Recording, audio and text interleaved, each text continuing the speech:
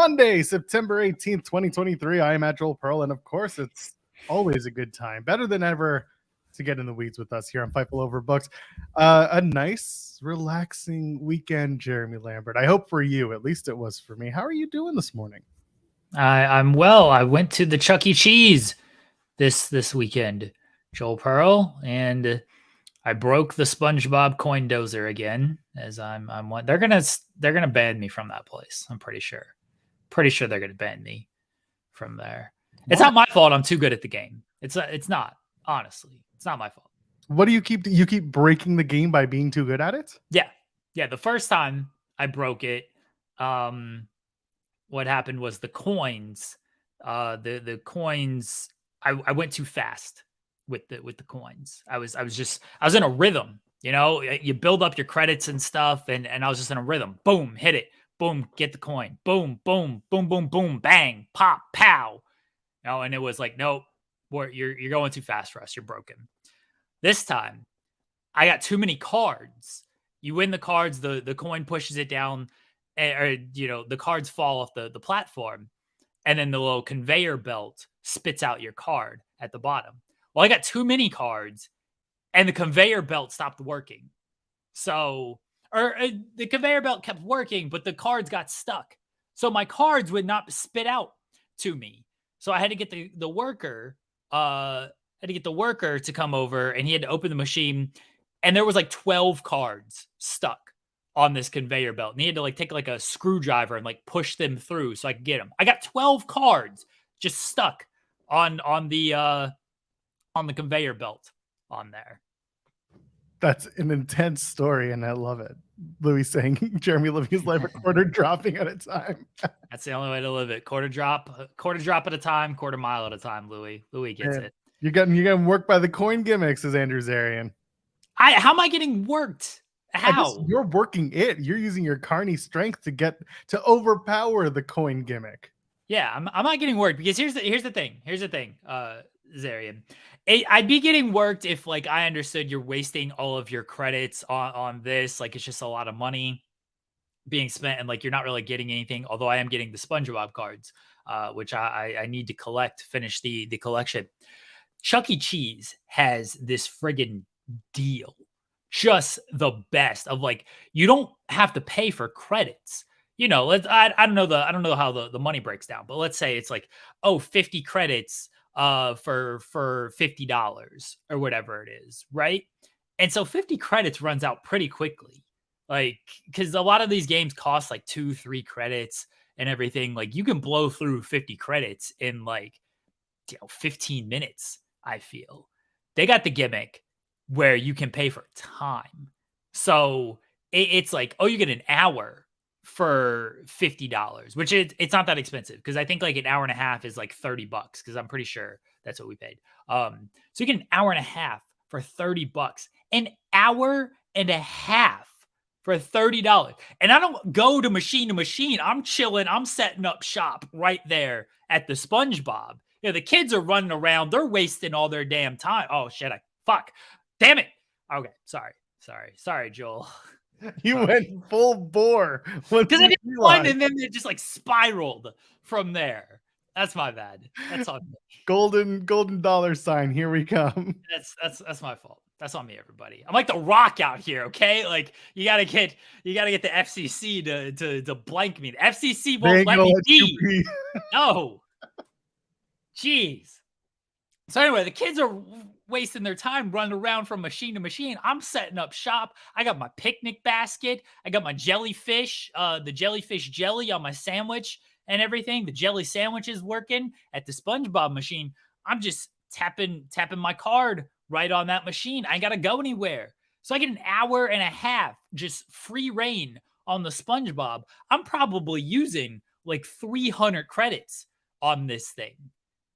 But I'm not paying for 300. I'm only paying for an hour and a half. It's a deal, absolute deal, the Chuck E. Cheese. So I need to continue to use the kids. The kids think, oh, yeah, we're going to Jeremy's birthday. This is great. He's taking us to Chuck E. Cheese. No, I'm taking myself to Chuck E. Cheese. I just need y'all because I can't get in without a kid, apparently.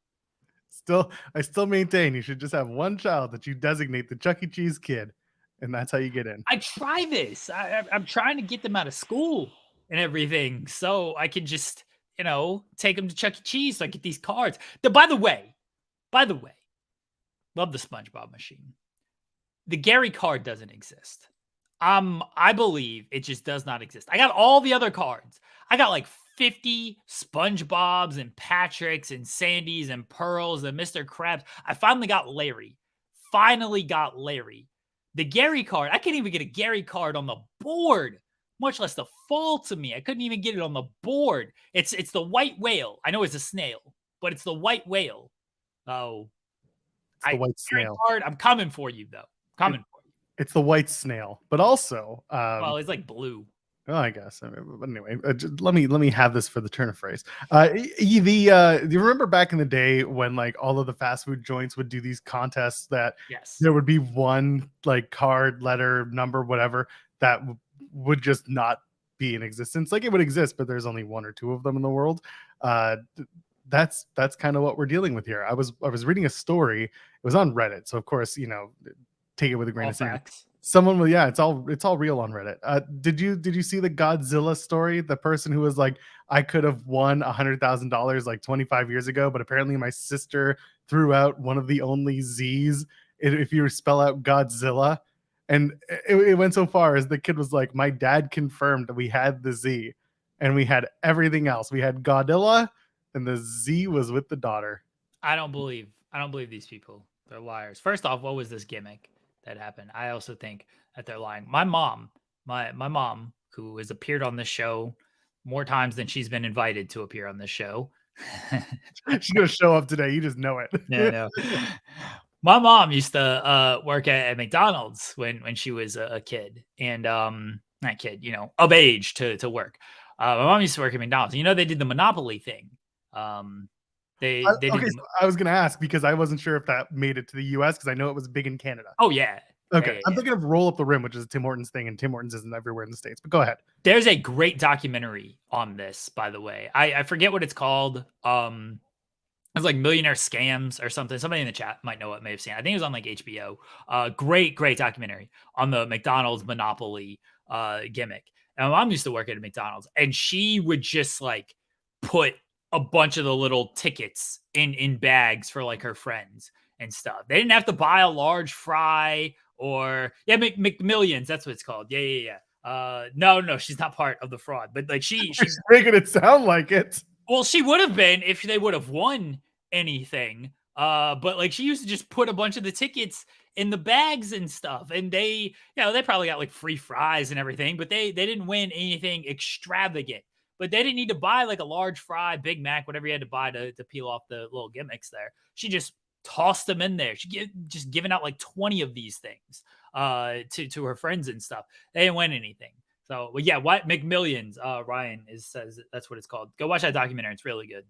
It is really good. This is our morning, by the way. This is what we do every Monday, Wednesday, and Friday. We get in the weeds, but also like we're a wrestling morning show. We just talk. We eventually talk about some wrestling. We do have interviews this morning. Actually, we're going to have AIW JT Lightning Tournament winner Eric Taylor joining us.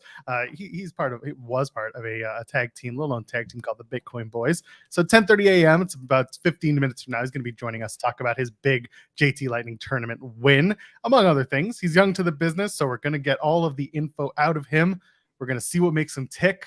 And I'm going to ask him the important questions, the big questions. I got a lot here, so I'm looking forward to that. And by the way, if you haven't already, leave a thumbs up on the video. Drop us a like, a heart, whatever you're doing if you're watching us here on youtube.com/FightfulOverbooked. Subscribe to us here on the channel. And of course, if you want to donate a super chat, that's super helpful too. It pays everyone not named Joel, Jeremy, and Kate here on the channel and gets our contributors the well-deserved and well-earned money that they should be getting. Louis starts us off with the super chat saying swear jar fund, I guess is really what I'd call it today. Yeah, that's my fault. That's my fault. All right. Like that's what happens is like I slip like once and then it just rolls after that. That's okay. Last night on the show that I do with Kate, that's back, by the way. Joel and Kate at 8 is finally 1 week back, only. Pretty much.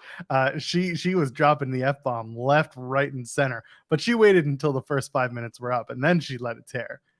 She keeps an eye on the clock there. Usually I try to, but you get me talking about these SpongeBob machines and everything. Like, one, I'm very excitable about them, way more excited about the SpongeBob machine than anything in wrestling. Anything. Who cares about wrestling? Give me all the SpongeBob takes and SpongeBob machines.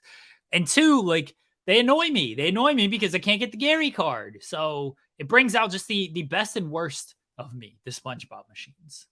Going back to McDonald's, isn't it McDonald's season coming up? Or not Monopoly season? It is. Yeah, it's true. Is it Monopoly season coming up, or is that in the spring? They haven't done that in a while, I feel.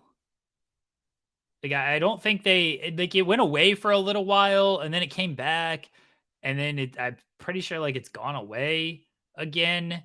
Maybe I'm wrong, and I haven't paid enough attention to it, but I feel like it's gone away for a little while. Oh, food prizes can be redeemed until okay. McDonald's Monopoly, that's the UK. I'm just looking online now. McDonald's Monopoly. Do we have a time? Nah, I don't have time on it. I feel like it's been a while, everybody. Yeah, I think it's going on in the UK right now by the looks of it. Who cares about them? I know they haven't done anything useful. Yeah. Anyway, what else? We got a lot of wrestling to talk about, I guess. This was a pretty good weekend. I mean, content-wise on the shows, there was some good stuff. I mean, the AEW women's division shine on Rampage and on Collision, having main events. You got The Rock showing up, and we all have feelings about that. Talked about it a little bit last night. Jade Cargill is, of course, still on top of the minds of many people. But where should we start? Because we're going to be joined by Eric Taylor very shortly. But where do we want to start? Do we want to just hit on the Jade Cargill stuff real quick and see what's going on there? Let's keep talking about Chuck E. Cheese. I mean, that's Jeremy at Chuck E. Cheese paying $100 worth for games for something that costs. It's the experience, and the it's for the kids as well. I say literally just lyingly. I just said lyingly, Joel. Let me finish my sentence before you cut me off. All right? Who are you, my ex? Jesus, Joel. I mean, it could be. All it takes is one good conversation. Oh my goodness! Listen, it's for the children. They get the Chuck E. Cheese experience out here, and you can't buy the SpongeBob cards anywhere. You gotta win them. You gotta win those things. I'm sure you can buy them on that eBay space. No, I know that's cowardly to go buy these things. You gotta feel the sense of accomplishment to win them. You don't watch these YouTube channels that are like retro gamers running around to flea markets and finding the holy grails of whatever they're collecting? Come on, that's a feeling. No, it's not. Maybe run around a flea market, but like if you just go on eBay and buy like the card, that's no fun. No. What about when you find the best deal? That's what I love. No, you have to win it. To win the thing. If they retro gamers, don't they just go like they're trying to find a certain game though? Like they have to buy that. You can't like win the game at a machine like you can with these SpongeBob cards. Well, you can. You can do both.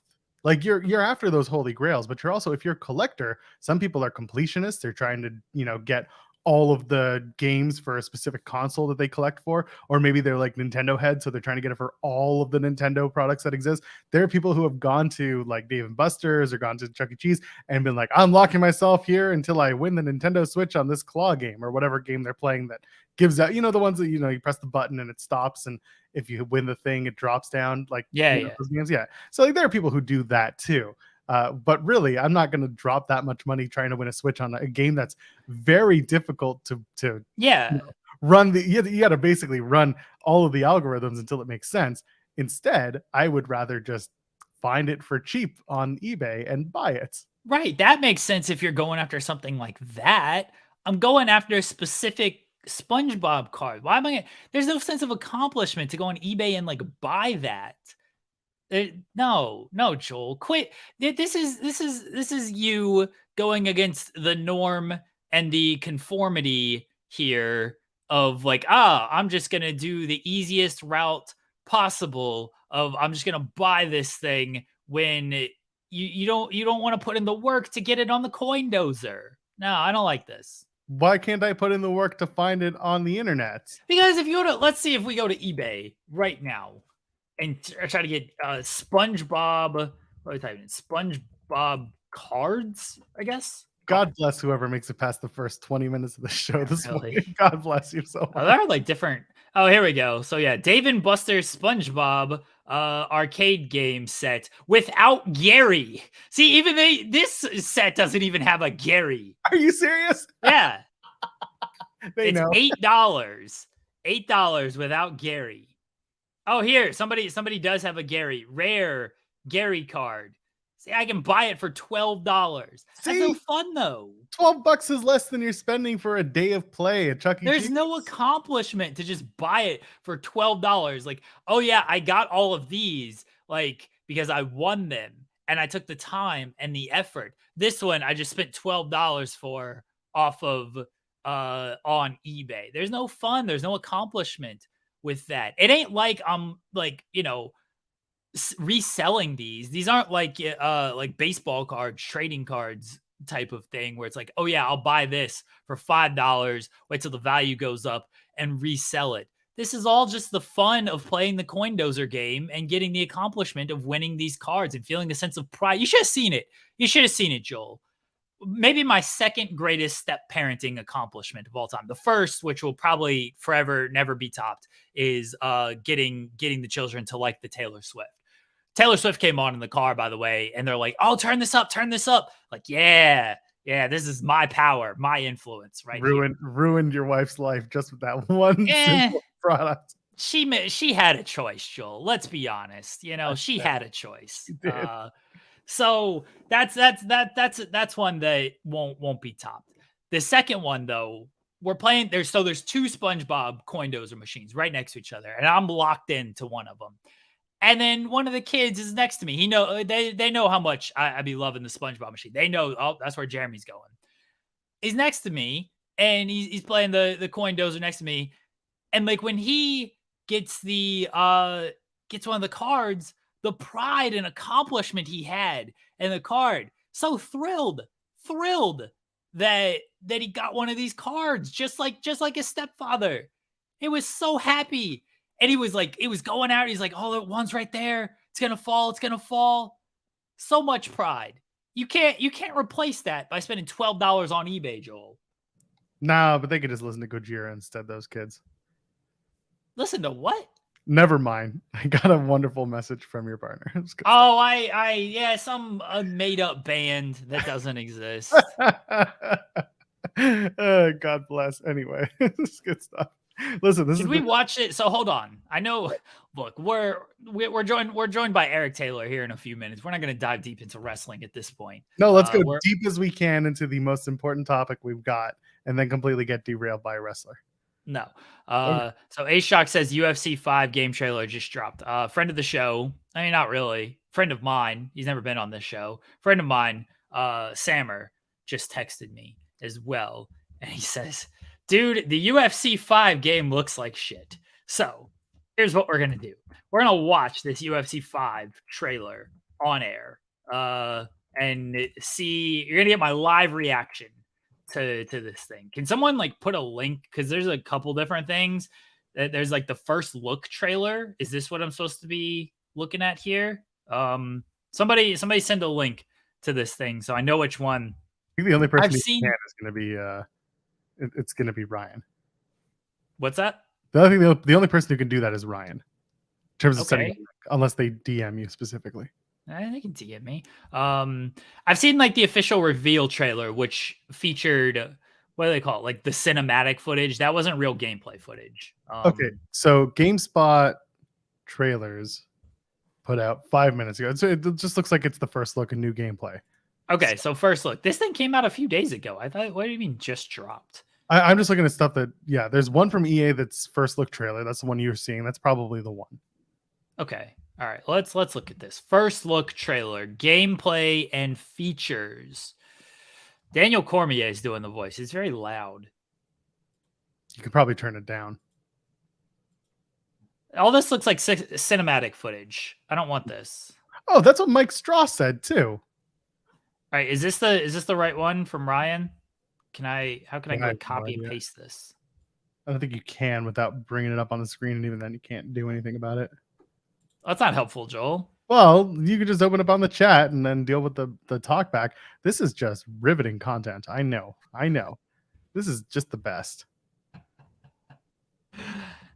We're gonna let's do a watch along of the UFC trailer. Okay, everybody, everyone can join this with me. All right, there. Okay, here we go. I got it. That was posted 2 hours ago.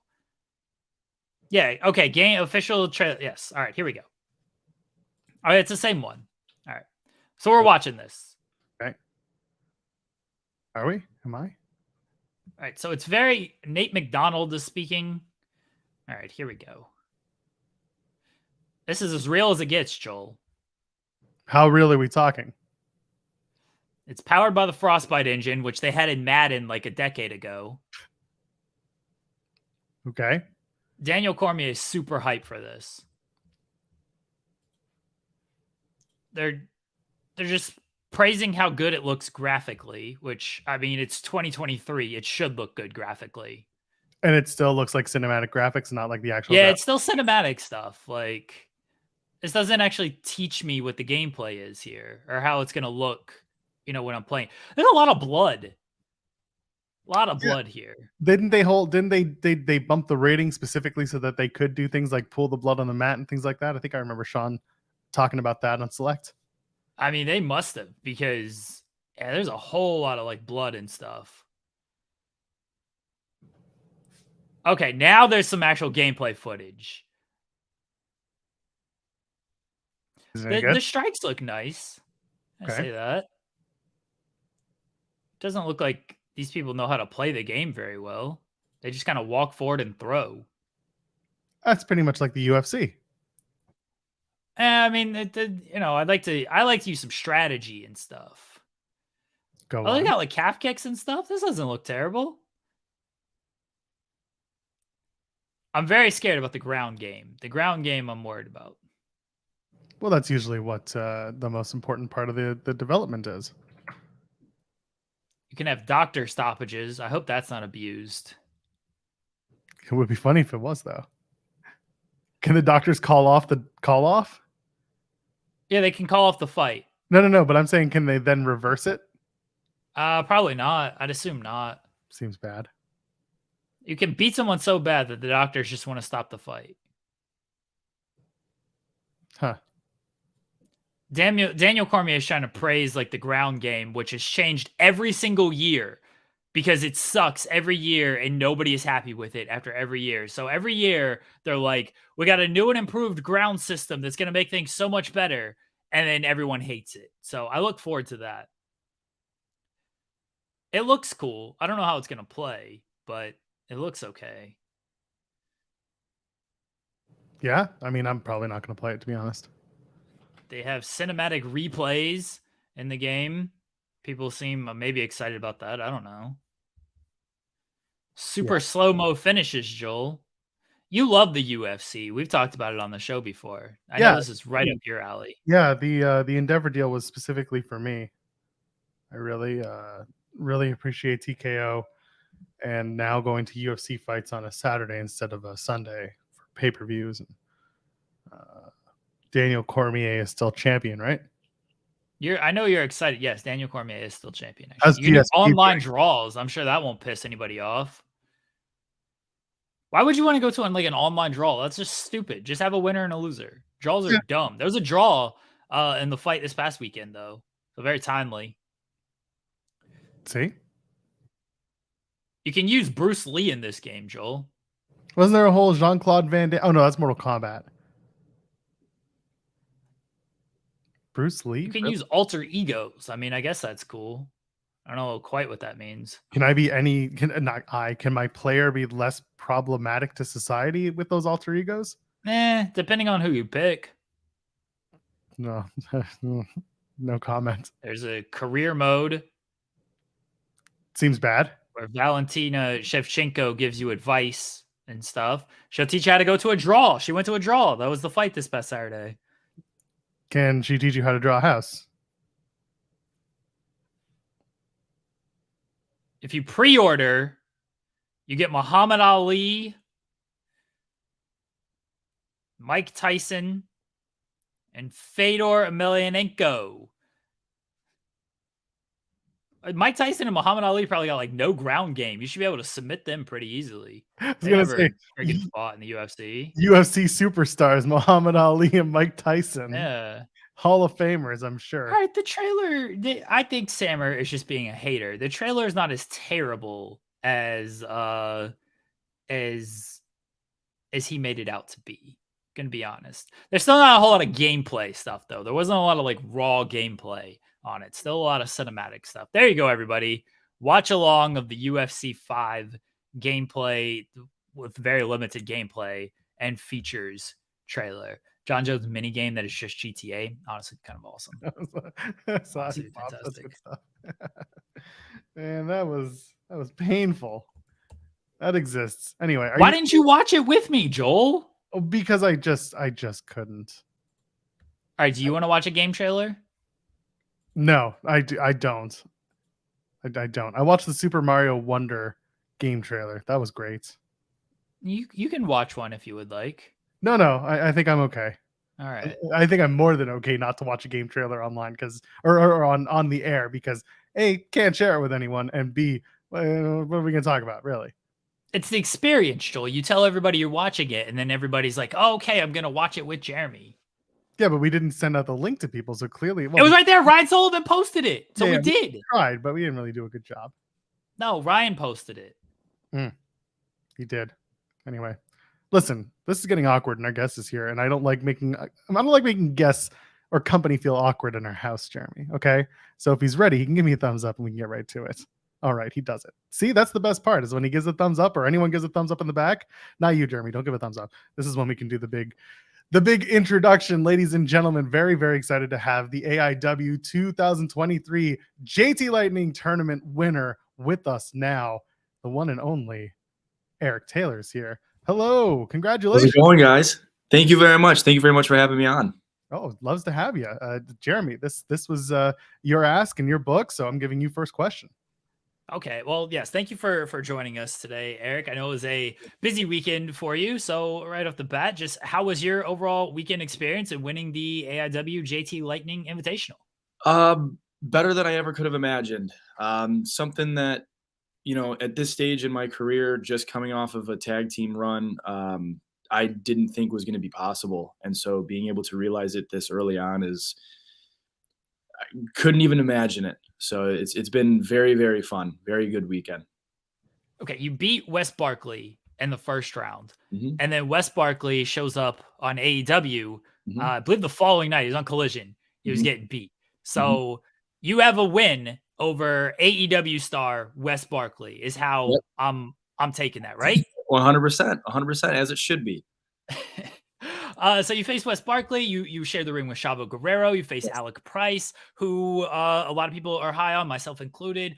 Mance Warner, another person who's been on AEW TV. Just being in the ring with these guys in a 2-day span, like you're pretty young still in the business. Just in a 2-day span, sharing the ring with all this kind of talent. Anything like you learned, picked up, whether it was in the ring or backstage from them? Well, Chavo is one of those guys that, I mean, his wrestling mind is just above everyone else, like tenfold. And he was just doing some crazy stuff all weekend. I mean, a lot of times legends come in and they kind of want to take it easy. They don't really want to do too much, which is understandable. And Chavo was just open for everything. He was open ears. He was given ideas and all this stuff. And he just couldn't have been better.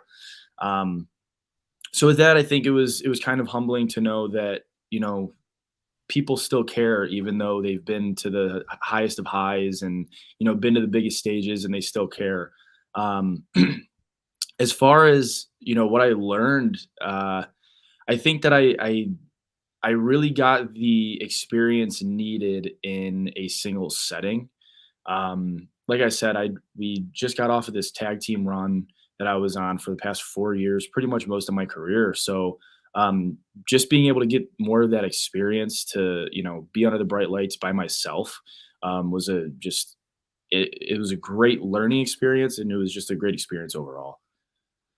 I'm gonna read a tweet to you that I need some answers. I guess my dad bonded with Chavo Guerrero over Elvis. And my mom invited Paul London to our hot tub. Wild card. So 2 questions. One, talk about the bonding over Elvis, because I didn't know Chavo was such an Elvis fan. And 2, is Paul London your dad now? I had it when I was kind of trying to prepare for this interview. I knew that tweet was going to come up. So I was prepared for this question. So Chavo was wearing a Elvis t-shirt. So Elvis has this symbol, which we have the Elvis thing right here, but he has a symbol. It's like TCB with a lightning bolt. I don't know why that symbol is like his thing. I think it's some sort of group that he might have been a part of back in the day or something. I don't know. I'm not really sure. But my dad has it on his saddlebag on his motorcycle. And so I noticed that he was wearing it earlier, and I was like, oh, like he's an Elvis fan. That's pretty cool. So we get through the night, we get through the tournament and everything. And, just giving Chavo my thanks, tell him thank you for coming up. Thank you for everything. Have safe travels, whatever, blah, blah, blah. I wasn't planning on going to the after party at all. We get back and I see my family and they're like, hey, are we going to the after party? I was like, I guess, sure. I mean, I'm tired. I'm sore. I kind of want to just go home and sleep, but I guess we'll go.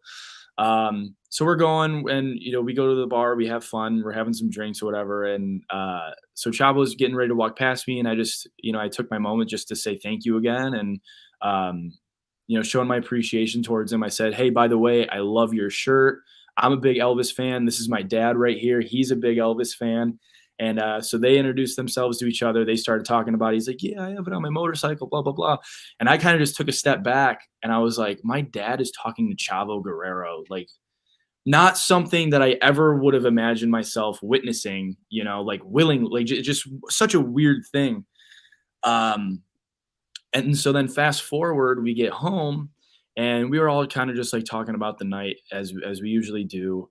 And so my sister was there also with her husband, and my brother-in-law goes, yeah, I think that your mom invited one of the wrestlers into your hot tub.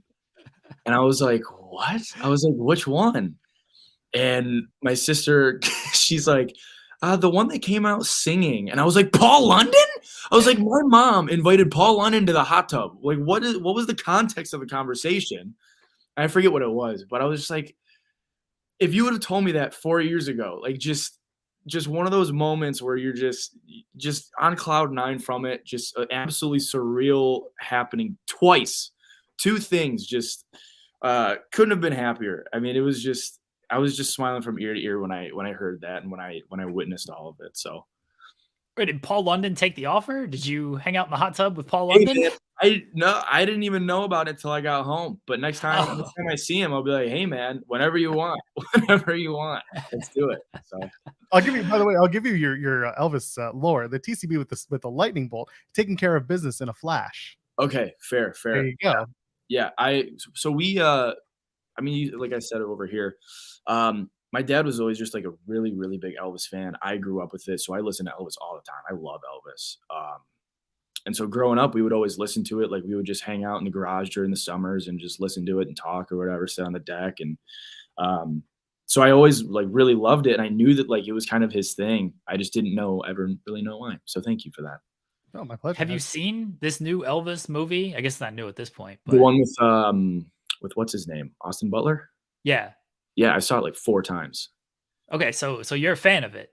For the most part. I liked it. I was not a fan of the modern music in it. I think that they should have just kept it with the regular Elvis soundtrack and kept it that way. It was different. And they took a risk. Just not a risk that I enjoyed, which is fine.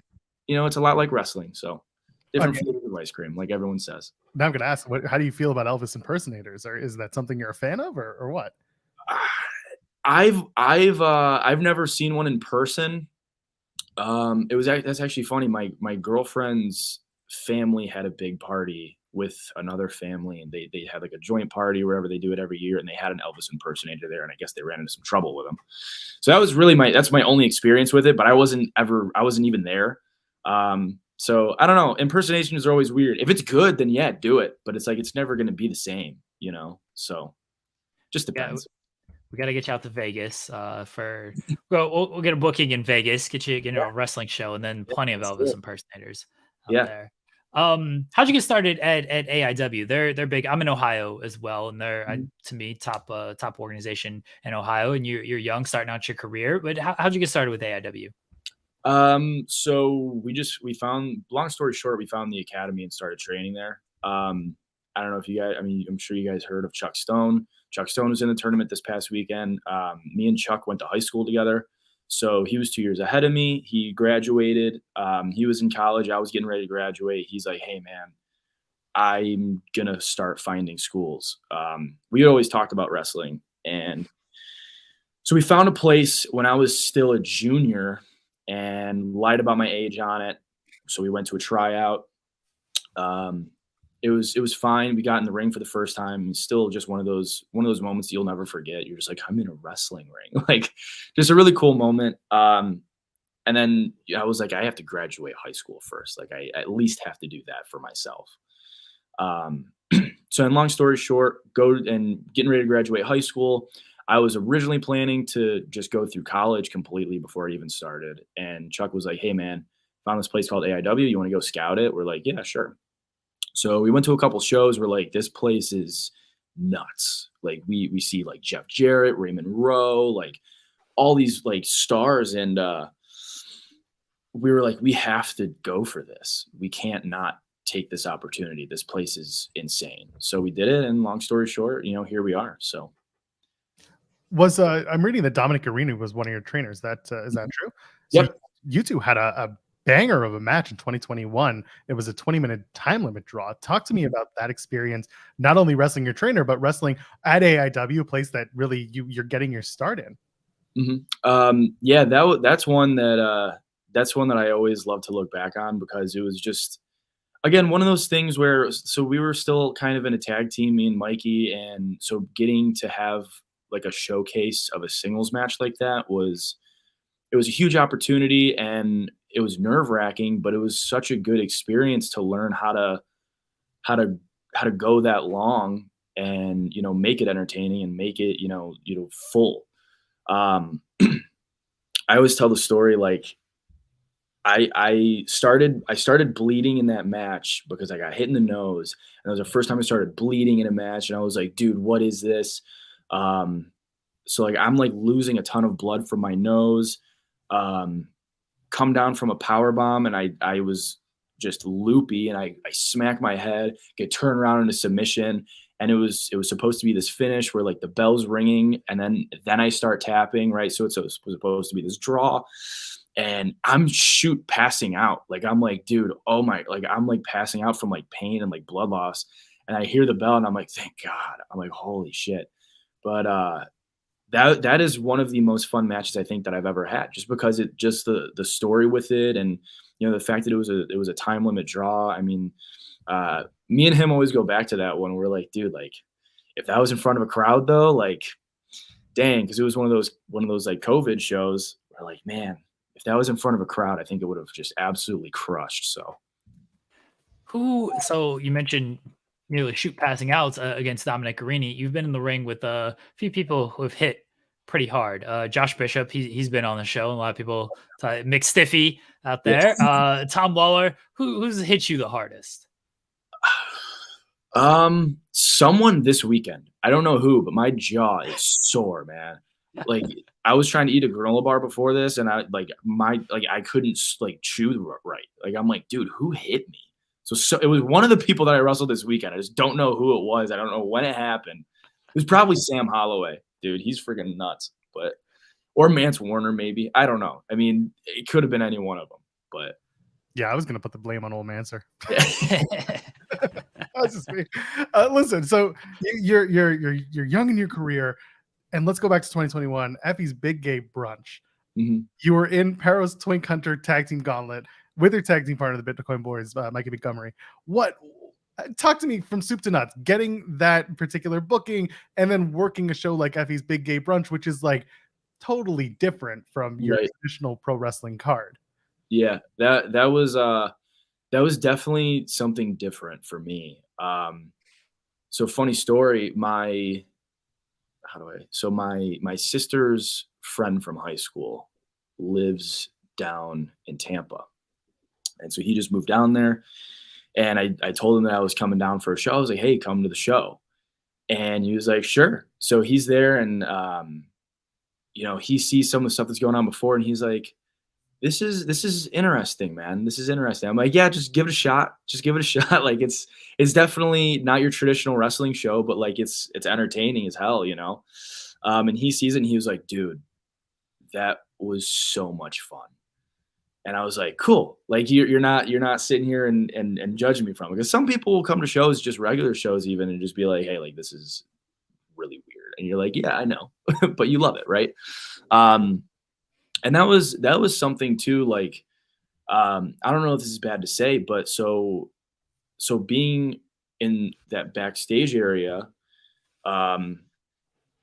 so like I'm straight, right? Like I and from what I heard when we were going through all that is, it's a show to showcase a lot of, these gay performers and the performers for the LGBTQ community and everything. And, so I'm backstage and I'm like, man, like I don't necessarily fit here. I don't want to step on any toes, and I don't want to be like taking spots away from some of those other people. But, Pero and Odinson were just, they were really good too. I mean, they were just so welcoming to all of us and so nice to all of us. And they were giving. I mean, they were just really good guys. And so that was a fun experience. And just to be able to go down to Tampa for WrestleMania weekend, I mean, that's a huge honor in my book. So Effie in the Big Gay Brunch is one, you're straight, but it's including everybody, and that's the whole thing. Effie has been on a few shows, and the whole thing is just like it's just a giant party. It doesn't matter, gay, straight, just everybody's just here to party. Right. And that was like, well, getting towards the end of the show, I was like, dude, this is it's a bash. Like I mean, he named it the exact right way. And Effie's another one, man. Like every time I see him, he's just such a nice guy. He's so pleasant. He just has such a presence about him. And, I just try to make it a point to just go up, give him a hug, just be like, hey man, like, how you doing? I haven't seen him in a minute, but I love that guy. He's awesome. The pandemic, when it was a tough time for everybody, but you just starting your wrestling career in like 2019, and then very shortly after you get hit with the pandemic, you have to kind of take time off, because I know AIW wasn't really running shows during that time. What was that like, going from just kind of getting started, getting my feet wet and everything, and now we got to stop almost immediately? Yeah, that was I think it was hard on everyone for sure. There was some positives in the fact that it got me in the gym, so that was cool. I got so bored that I just started just doing curls, and eventually just was able to beef up a little bit, which I think helped me overall. But it was definitely mentally taxing, because you're like, man, like I use wrestling as an outlet, for creativity and for all this stuff. And, if I'm stressed, I get to take out my stress or whatever. And, so not having that for a while was definitely mentally taxing. And then you start thinking like, my career just lost a whole year, like not even from something in your control. It's not like you got like injured or something or whatever. Like it's just this crazy freak thing that happened. And so going through that, then you're just like, I just need something. I need to do anything and everything that I can to get there. So, you start taking some of these backyard bookings and, these places that are just running in driveways just to get some reps in, because you haven't gotten reps in how many months. And that was one of those things that kept us going at that point, because, we were traveling down up to Michigan and, the Detroit area and everything, just doing all these backyard bookings. And that was really what got us our reps at that time, to give us, some sort of learning experience to kind of bridge us to when we were getting out of the pandemic. So just trying to stay busy at that time, All right, we're going to do this kind of Hot One style. Explain that, Graham. I'm going to pull up a photo of you at a show last year. You were dressed up as John Cena, Doctor of Thugonomics. First of all, we'll talk about your love of John Cena, but I also want to know, as Halloween approaches this year, who do you want to dress up as this year for your big cosplay? Ooh, I don't know. I haven't even thought about it yet. Are we talking like wrestling cosplay or just like in general? Anyone you want. It's your listen. It's your Ooh. gimmick. You can do as you want. Right. Wow, man. I don't know. That's I haven't thought about it yet. Usually it just comes to me like the week of, and then I have to scramble to find something and like put something together. But yeah, I don't know. That's interesting. Maybe I'll do Elvis. Maybe I'll be an Elvis impersonator this year. There we go. I'm into it. Try to break out some moves. I can't dance at all, but we can try. Neither could Honky Tonk Man, but he made an entire career out of doing it. So good. Yeah. So, but what about the John Cena attire? Like, what made you want to do that whole gimmick? Thinking back on it, what was I thinking? I think for that was right after I started doing like my version of the 5-knuckle shuffle, and then I wanted to wear my Trinity jersey. That was my high school football jersey. And then I was like, let's just go all out and just be John Cena. Let's just go for it, So I was like, all right, how can I do this? So I'm Basic Thugonomics John Cena. So I got the jersey, I have the shorts, I have the hat. And then I was like, oh, it'd be cool if I could do like the knuckle things. But I was like, how do you even do that? So then I just cut pieces of cardboard up and then just wrapped tape around it and just drew Bright Future on it and it's one of those things where it's like, it's so stupid. Like, like it's not supposed to be a serious thing, And so I thought it was pretty funny. I enjoyed it. Some of my friends laughed at it, but I don't know. I thought it was cool. I liked it. That's why I brought it up. Very, very important John Cena related question. Will you ever be caught in the next man's sweater? I saw that tweet from you. I saw that when you messaged me. I went back and I saw. Oh, that's not good. Oh no! Please don't check my time. Dude, I was like, that is hilarious. That is hilarious. I love it. I don't think I can be, right? I think that's the whole thing. I don't think I ever will be. My last one. Oh man. My last one for you, Eric. Being from Ohio myself, I moved here. Not against my will, but it's Ohio. A lot of people have a lot of bad things to say about Ohio, sometimes myself included.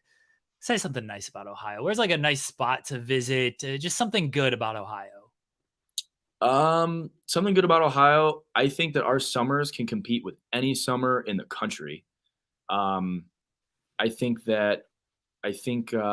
Cleveland is very, very underrated. I think that the flats have been renovated a ton. Being in the downtown area is beautiful. I love Ohio. I friggin' love it. I mean, I don't want to leave it. I think that there's a lot of play, dude. If you go to like the Solstice Steps in Lakewood, that's beautiful. I mean, there's a ton of beautiful spots to go. So I don't know. People give Ohio a lot of crap, but it's better than like Pittsburgh. So now we're gonna get a Pittsburgh war. I appreciate that. Yeah, good. We played the Steelers tonight, man. So I gotta. That is true. See, I'm a Panthers fan. Moved from North Carolina, so my team's playing tonight at like 7, and then the wife is from Ohio, and she's a Browns fan, so she's playing at 8. So there you go. You guys get the full double header. Sam Holloway is a Panthers fan too. I was making fun of him. I mean, that's fair. There's not a whole lot of celebrating going on in Panthers land right now. Yeah. So I think Bryce Young's gonna be good though. Hopefully. The first game was tough one. Yeah. One game as a rookie. He's a rookie. Yeah. See, I'm a Canadian, so I have no dog in the fights. Nobody cares. And nobody cares about Canadian football. No. Eric, thank you. Oh, go ahead, Joel. I was gonna say thank you for joining us, and I feel like next time we have you, I'm going to be asking you a bunch of Beatles questions because that's high on my list. But I know we only have so much time with you, and we want to be respectful of that. So thank you, Eric Taylor, the AIW JT Lightning Tournament Invitational Tournament winner. It's more than a mouthful to say. Congratulations once again. Thank you so much. We're looking forward to watching you bloom and blossom into this fantastic wrestler you've become. Thank you very much, guys. Thank you guys for having me. Yeah, let everybody know where they can find you at as well, Eric. So kind of really, other side. Right here at Future2Bright on Twitter and Instagram. And then if you guys feel so inclined to buy some merch, you want to buy a t-shirt, buy a hoodie, buy a hat, it's going to be future2bright.bigcartel.com. So you can find me on 3 of those places, and TikTok too. If you want to follow me on TikTok, same There place. you go. There it There you go. is. Thank you, Eric. Thank Thanks you for guys joining very us. much. Cheers.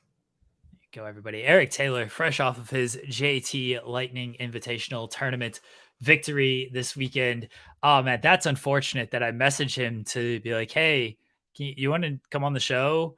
And he checks my Twitter, I guess, to like verify that I am who I say I am. And like one of the first tweets he sees is, I, like John Cena, will never be caught in the next man's sweater. I hope all these wrestlers who like I message of like, hey, want to come on our show?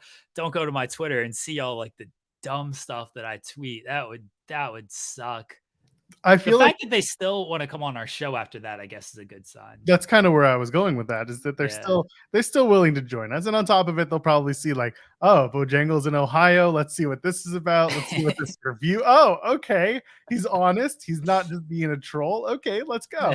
And there you go. You only half trolled it. It's fine. It's good. Go check that out, by the way. If you know Jeremy's handle on the internet, go find it, and it's on his Twitter. Okay, go join him. I did review, as I said on Friday. We were going up to the Bojangles for my birthday. We did go to the Bojangles in Ohio. Everyone can watch my review if you care about that kind of stuff.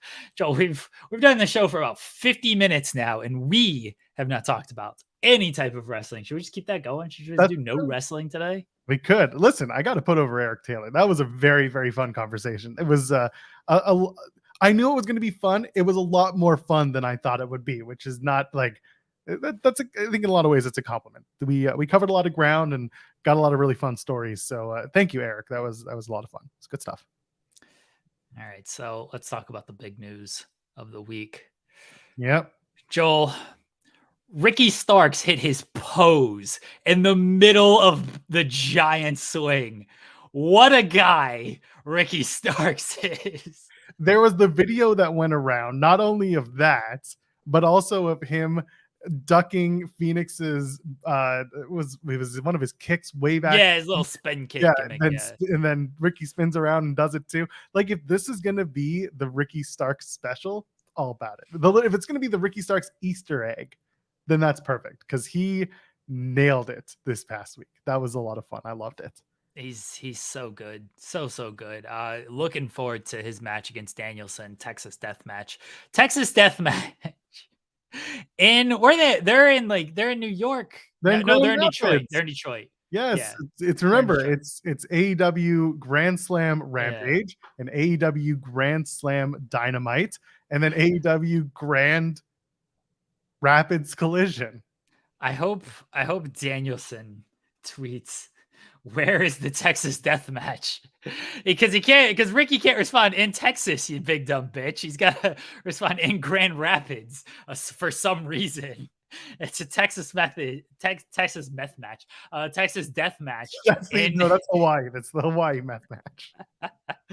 It's a Texas Death Match in Grand Rapids. They couldn't call it the Detroit Death Match. Like, that kind of rolls off the tongue. It's a little too on the nose if you go there. Detroit's not exactly a spot you want to visit too often. Grand Rapids Death Match. Battle Creek Death Match. RVD's coming back for an episode. RVD is coming back. That's pretty sweet. Who's RVD gonna face? Who cares? He should win.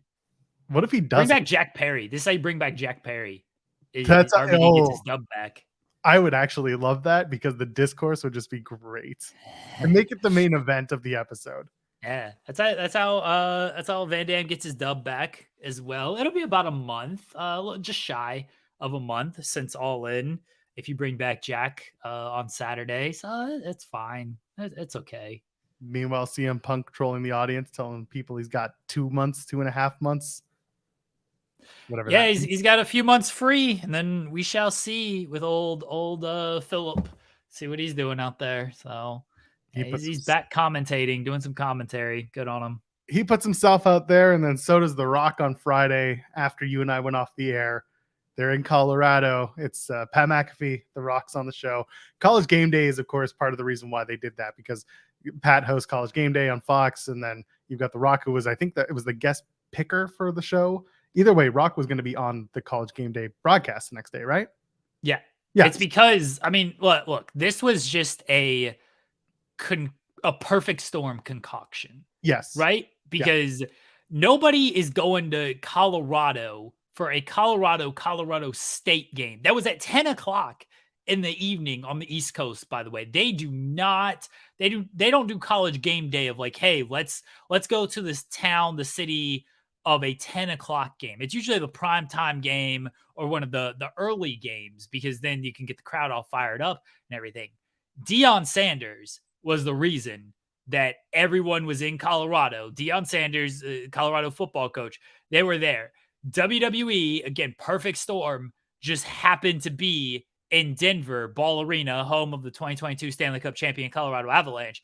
WWE just happened to be in Denver that Friday night. So it was just Deion being the coach, college game day, WWE was there. Obviously, if WWE was anywhere else in the world, none of this happens. So it was just, it all came to Colorado, perfect storm of things on Friday. And, Rock was on McAfee's show and was like, yeah, WrestleMania 39, it was locked, but then we couldn't come up with creative for it. I want to know what that conversation was like. Well, Rock, we got a great idea. It's gonna be you. Is that Michael Hayes? Yeah, it is. It's gonna be you and Roman Reigns, dude, and you're gonna lose, and Roman Reigns gonna continue holding that belt because Roman doesn't want to drop it yet, and Paul seems to think so as well. So, what do you think? Which Paul? Yes, Paul Heyman. Remember? Okay. No, I know, but I'm just saying it could be Paul Triple H. No, yeah. Well, him too. Okay, fine. The Pauls think that which Pauls? Logan Paul? All the Pauls, they all believe that maybe you don't need the championship to go on. Dude, what do you think? And he says, well, okay, Michael, I respect you greatly, and I don't know why he's something Obama. That's weird. Anyway, The Rock says he's not going to work WrestleMania 39. According to him, he's not going to do it. Things didn't line up in the story and the what's. I sat there and I was very cynical of it. I talked about it last night on Joel and Kate. I don't want to get into it. Pardon? You're a hater. A little bit, yeah. Aaron Paul's the other one. Paul London wasn't a fan of doing this either. Paul Bearer, bless his soul, came down from the heavens and said, I don't think this is right. And I felt how I felt about The Rock showing up on College Game Day during the layoffs and the releases and taking away for whatever. Like it took away from that story, which is I don't want to get into that because I've kind of moved past that. My feeling on Friday. Wait, it took. Oh, okay. Yeah, because my general feeling was like all this shit's going down and the merger is complete and people are getting fired and now you're gonna completely take away, like in the wrestling media scape, you're gonna completely take away from the coverage of, people are kind of doom and glooming it, and Rock is like, so WrestleMania 39, we almost did a thing. And yeah, it takes away completely. And people got, they got amped up, and I'm sitting there and I'm like, okay, sure, whatever, Rock, you talk about that. Talk about how much Black Adam made, and tell me how you're supposed to save the DC universe. I didn't have much to think coming out of it because I'm like, it's something that you thought was supposed to happen but didn't happen. So really, it's much ado about nothing. But you're talking about old plans, and it didn't do it for me, Jeremy. I didn't get as hyped up as other people seem to have been. I mean, it was a big deal, him saying this. How much of it is true? A different story of, yeah, we were going to do it. And then why they didn't do it. They want to create something epic, monumental, earth shattering. Just a match at WrestleMania was not going to be enough. They had to do this giant, they had to do cinema. That's what they wanted to do, right? Actual cinema with The Rock and Roman Reigns. And they could not come up with actual cinema for The Rock and Roman Reigns. And now WrestleMania 40 might be on the table. Okay, well, we'll see if that's what happens. But then he showed up. He actually showed up on SmackDown. I think a lot of people were surprised. I know Sean had the report that, like, hey, we've been told, the people on McAfee's show are saying this. It's wrestling. You can always say these things. But when McAfee came out there to start, admitting he was high as hell, bless him, then Austin Theory comes out there. The Rock's music hit. Look, man, the pop was the pop. I'm a fan of The Rock. I was like, oh shit, Rock's out here. Let's go. It was good to see him. It was good to see him back. Is it going to be anything more? Are they going to do something at WrestleMania 40? I know Steven Jensen and the rest of the Codyverse is freaking out that, oh no, Cody's shot is gone. Rock's going to be there at Mania. I think you can do a triple threat match. I hinted at such before, but I think I had Rollins in the match, not Rock. Do something like that for WrestleMania 40. There are options if Rock wants to work. I don't know if Rock actually wants to work. I do find it hilarious that Brian Gewirtz was like, Rock probably ain't showing up on WWE TV during the writer's strike and the actor's strike and everything. The first chance Rock is in WWE or in the same town, Rock's just showing up. He's showing up. Did you see the meme that went around when Cena and Rock were face to face? And it's just they look at each other and say, actor strike? Oh man, it was good to see him though. It was good to see him. Now, I'm gonna be negative, Joel. I'm gonna take your stance. I'm gonna be hater like Let's you go. do, Joel. All right. Let's go. The viewership's about to go through the roof. If this is The Rock that's coming back to step 2, our tribal chief. Put your ones up, Joel. Joel, put your one up. There you go. Acknowledge. If this is The Rock that's coming back to step 2, our tribal chief, getting cooked, getting massacred on the microphone. This man was repeating himself. He had to use the censors and all of this stuff. This man's getting destroyed by the tribal chief. If this is who's going to come back. This is why he didn't want to come back at Mania 39. He didn't have the material to come back for Roman Reigns. He's just repeating. He's like, the Rock is out here, and this is the Rock show. This is what the Rock does, what the people want. He said this about 13 times. We get it. And we couldn't hear half the promo because you got it all bleeped on Fox, Rocky. Roman's getting this man out of here. Also, let's talk about originality. He took a gimmick and a chant that he did once before in 2002. He did it to Vince McMahon during the draft. Go back and watch it. They did, and it was funny as hell at the time because that's great crowd control and that's just great. That's great banter. Doing it in 2023 again, I get that people are 20, 21 years older. They it's a different time. But you can't just rest on your laurels like that, Rock. You got to have some new stuff.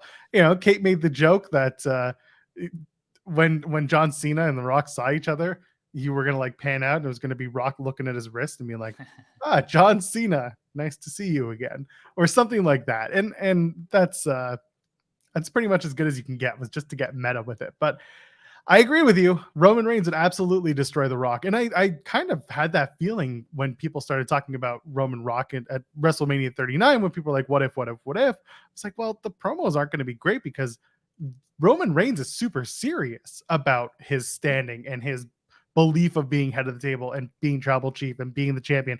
Rock doesn't come in as serious Rock. He very rarely does now. He comes in, he does his shtick, he tells his jokes, calls someone a something or other that's very questionable, and then he does the rock bottom in the people's elbow. We can't do that with Roman Reigns, and you especially can't do that with Roman Reigns and the WWE Undisputed Championship, because that title is top of the tops in WWE world.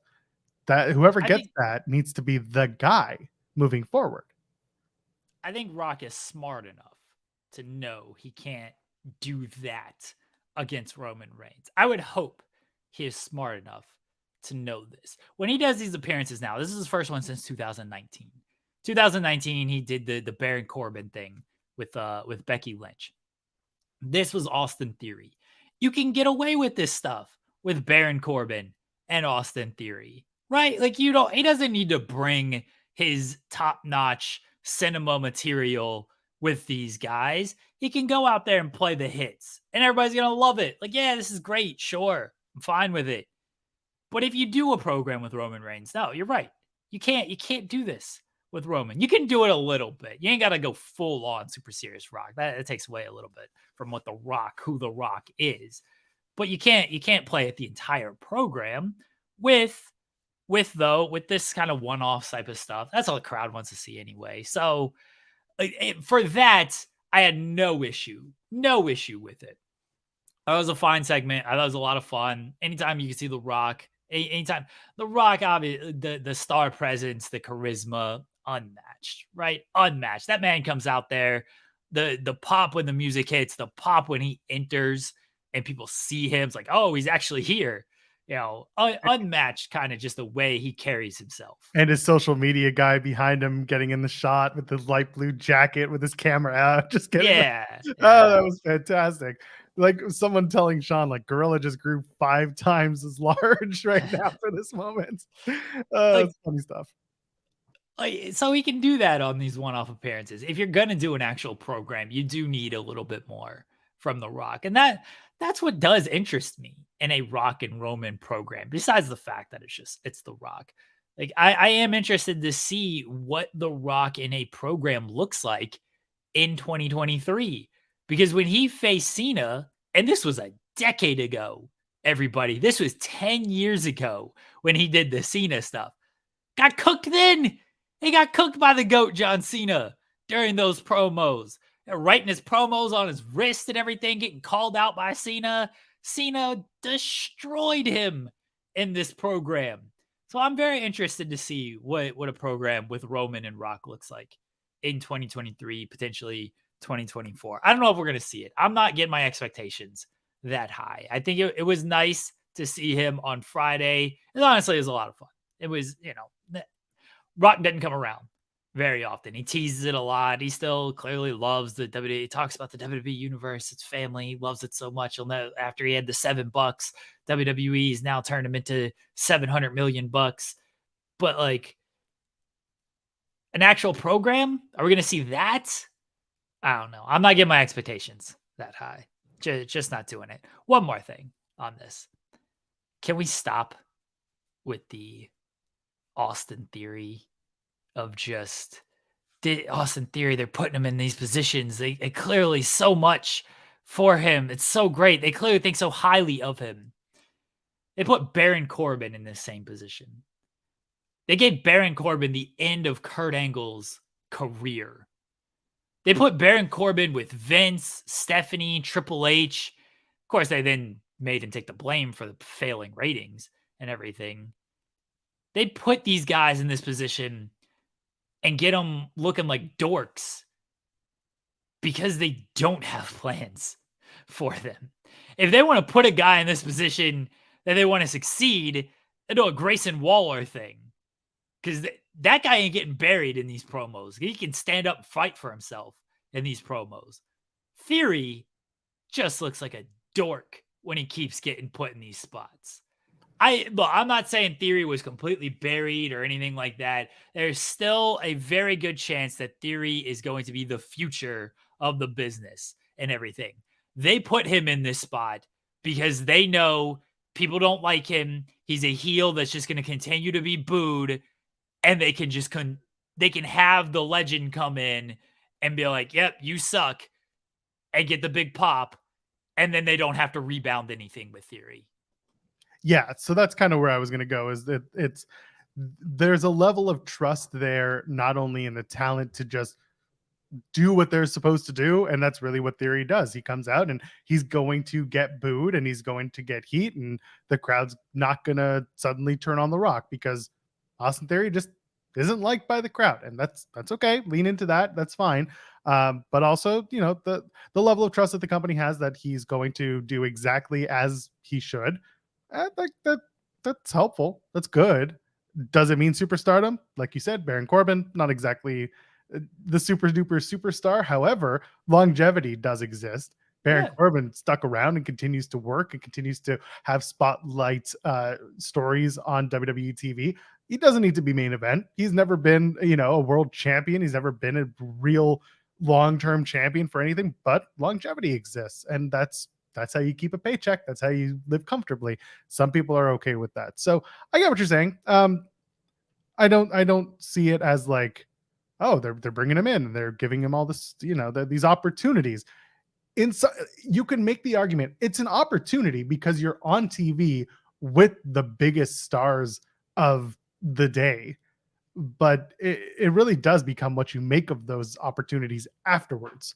And one thing Austin Theory that I think he actually does well is that because he plays such a delusional idiot, he can come out of this and be like, just like Grayson Waller already did it for him. He's like, my boy Austin Theory stepped up to the Rock and beat his ass. And it's like, you should have let Austin Theory have that. That should have been Theory's line to come out later that night or the next week and just be like, I beat the Rock's ass on the microphone. I, did this, did that. And of course, it's just delusional heel work. And people will be like, oh my God, this guy's such a dickhead. They didn't do that. And they gave it to Grayson Waller instead, which like that part was kind of annoying. But yeah, that's kind of where I'm at with the Austin Theory feeling. I don't know if you have anything. Waller has a higher ceiling. 100%. Austin Theory. Yeah. And look, there's nothing wrong with being The Miz or Baron Corbin if you're Austin Theory. That's fine. Like you said, longevity, steady in what they get to do, steady in what they do. But let's not pretend that Austin Theory is going to be, Seth Rollins out here. Let's not pretend that he's going to be the guy that's going to carry the company. Roman Reigns. It ain't him. It's not. It's fine. He's Baron Corbin. He's The Miz. Nothing wrong with that spot. Nothing wrong at all. Hey, look, he's getting the fact that he's getting the screen time, the fact that he's trusted in these roles, that certainly does say something. But I just don't see him as like the face of the company type of thing. He's still very young. That's a blessing and a curse. And again, it took Roman Reigns, 10 years almost to get it to the point where he's at now. And I'm not saying that Austin Theory is going to get to that point, but I'm saying there is an opportunity if you find those spots and you put in that work and you do what you're supposed to do, then I think there's opportunity for a guy like him. Roman Reigns had to, hello, Sean. Like, man.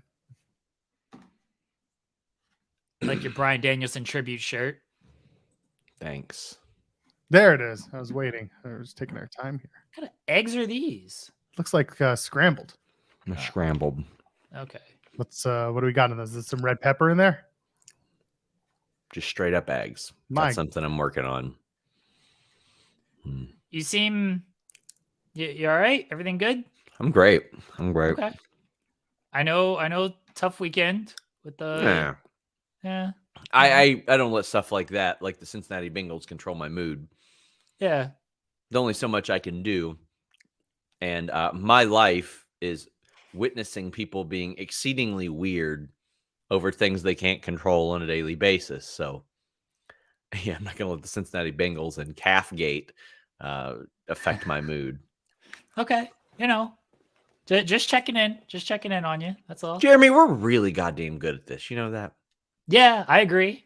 I like when Sean comes over here to put me over. That's all. I was gonna say, I'm just chopping. I'm just saying. Like, Jeremy is by far the best at what he does. And last week, like we broke two pretty big stories. We didn't anonymously hint at them without putting our names on them or faces on them or anything like that. We said, hey, yeah, Jade's leaving AEW. And by the way, looks like The Rock's going to show up on SmackDown too.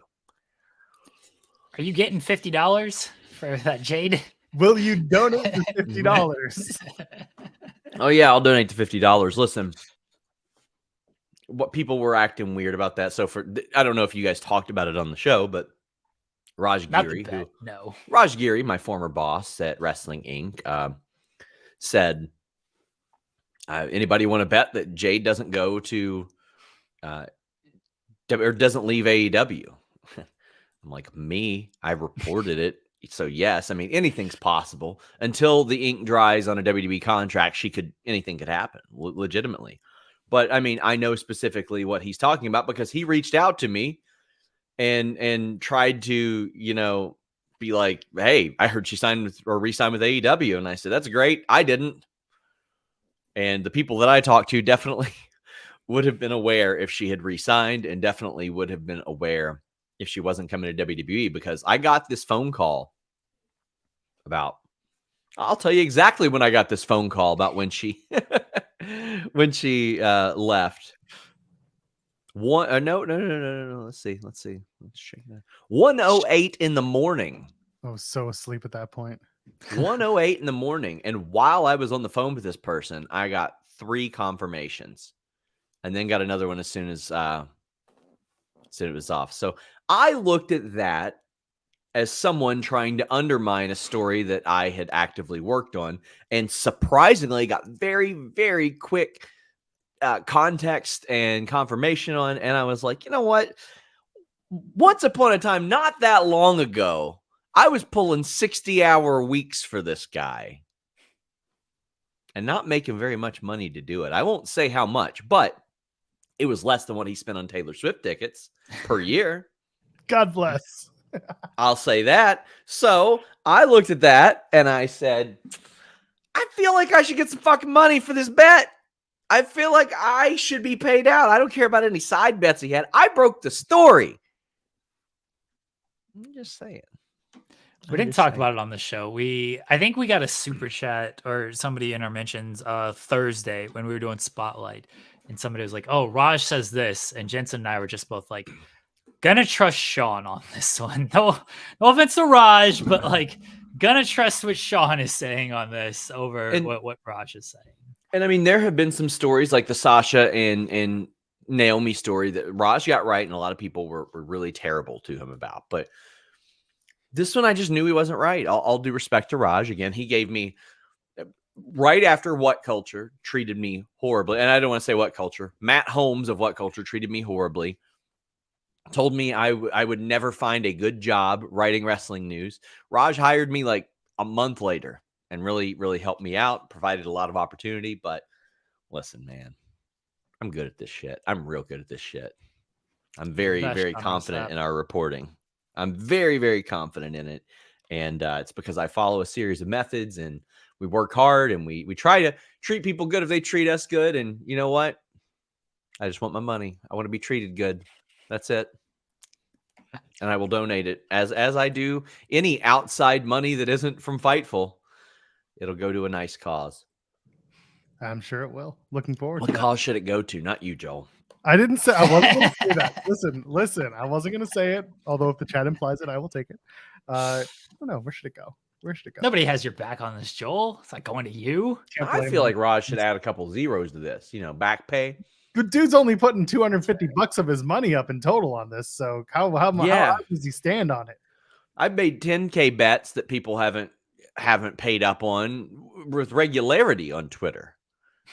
And I really don't have that to just throw around, but like I could do 10K. I do like if I bet on sports, it's like 50 cents. Hopefully, I won big yesterday. I bet on every team getting a field goal. The problem every team. I got in on that bet, and by big I mean like $20. But I only bet like 20 cents to win $20.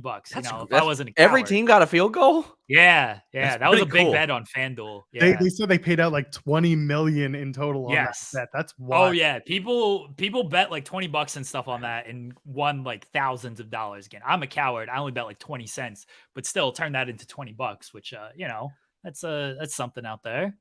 Yeah, I love that. I used to play counter move all the time. MMA. They would have the free rolls. I actually wrote for them for a while. I would write their previews and they would pay me in counter move credit, in which, of course, I lost all the time. I would make these wild ass bets on there. It was the Wild Wild West back then, and then they got bought up by DraftKings. But I loved counter move. I bet on, I think it was Habib. And when you bet on these people, you would get points for individual takedowns, significant strikes, and I had him against Abel Trujillo, and he landed like 20 takedowns in that fight. So I was always a Habib fan after that one. Man, look at this Pro Wrestling Podcast saying, who broke the story? I signed an extension with the Pro Wrestling Podcast. That was me too, just now saying it out loud.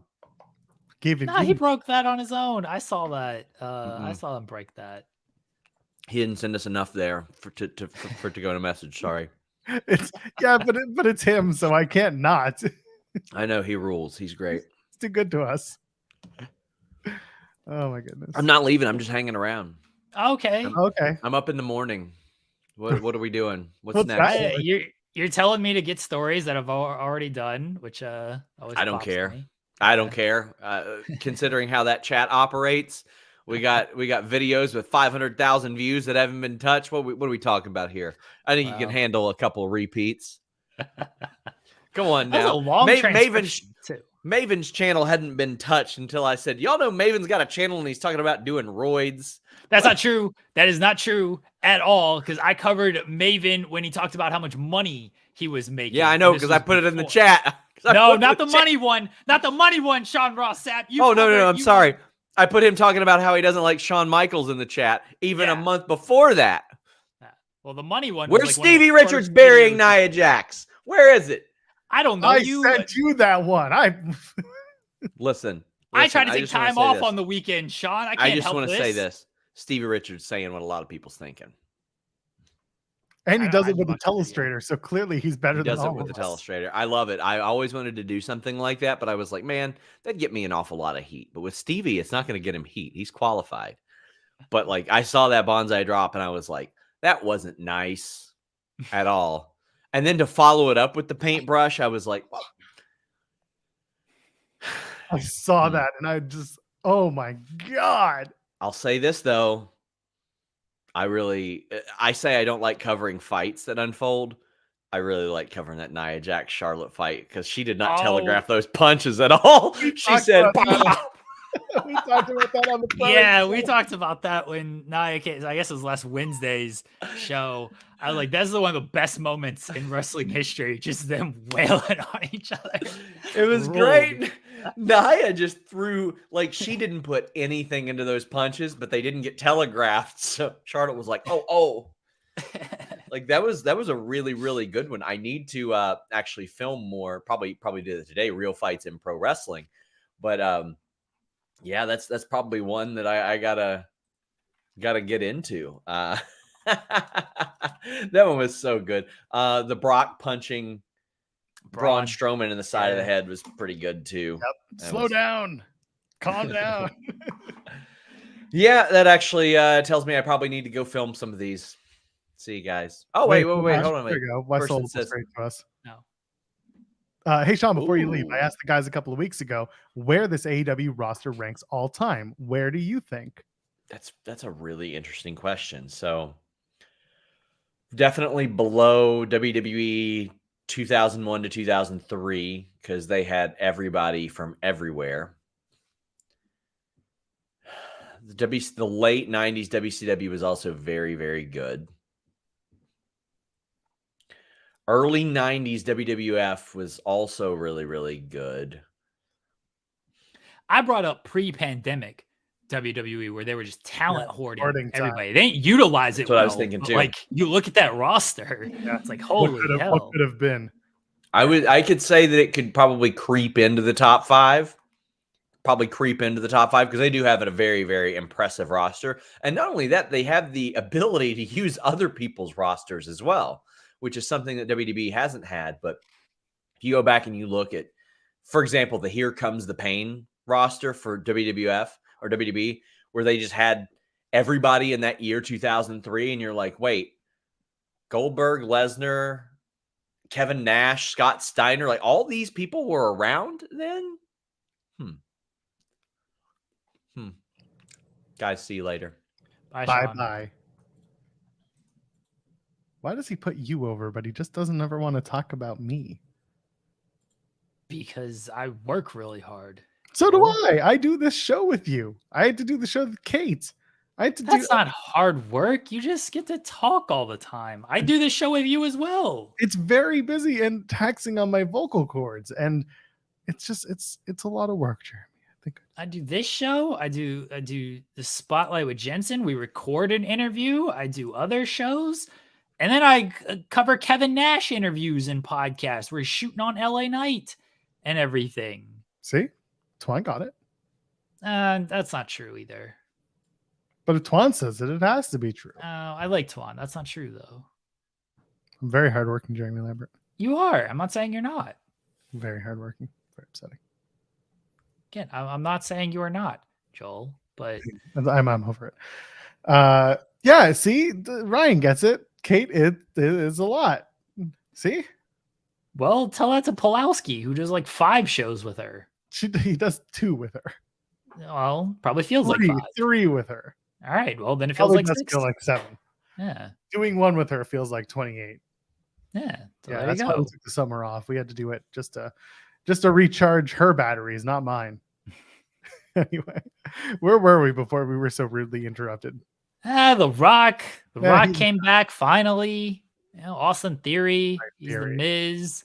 Modern day Miz out here. Austin Theory. How I can don't he know be anything modern else day to. Miz? How can he be modern day Miz when the Miz already exists in the modern day? The Miz is older, man. No, he's not. The Miz is ageless. I mean, he looks ageless, honestly. It doesn't feel like he's aged. He's still going out there and still doing Miz things. He wrestled LA Knight on Friday. Yeah. That match existed. Yeah.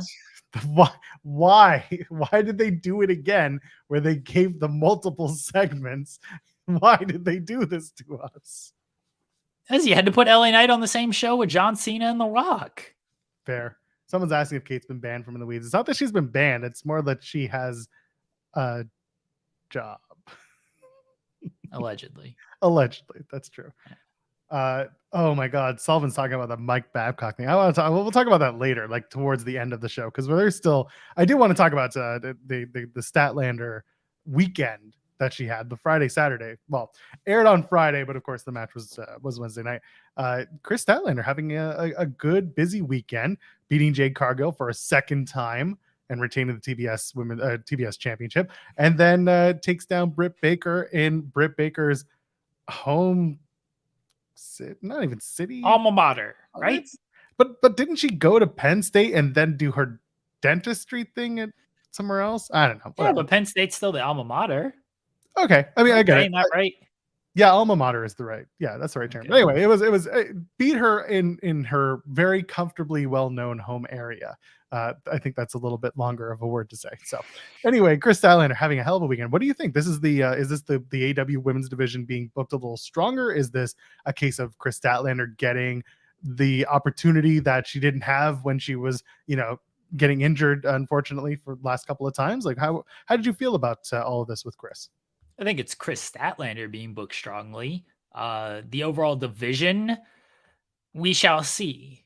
The story with Jade was already there, right? Like she came back at Double or Nothing, answered the open challenge that maybe wasn't an open challenge because of Mark Sterling. After Jade already beat Taya, Kris comes in, wins the title. People were like, oh, is that a real title victory type of thing? Jade comes out. They do the match. The story was there with Jade. And now that is seemingly Jade's last match. So you kind of had to wrap up that loose end. They were almost forced into that little story there. The Britt thing is a little bit more because Britt's always been presented at a high level, even though I don't feel like she's won in ages. But she's always still top star level. And that match I really enjoyed that match. I love the finish. The event where it looked like, I even said to the wife watching, I was like, oh, good for Britt. Like when she took her down, it looked like she was going to get the lockjaw in there. I was like, oh, that's it. And then Kris rolling her over and I love that finish. And that was a really fun match. So they're doing well with Statlander right now. Are they going to keep doing the open challenge thing? Because if they're just going to keep doing the open challenge thing, I don't think there is that much, there's really any story to it. It's the same thing they've been doing. It's just, she's having good matches, which is basically the Orange Cassidy story. And if that's the story they're telling, then okay. But I've seen that with Orange Cassidy. You're just telling it now with Kris Statlander, which fine. It's better than nothing. But you kind of also told that same story with Jade Cargill, who just did open challenge after open challenge. It's just you weren't telling the story of accumulative damage like you were with Orange Cassidy. The open challenge thing ain't a big story.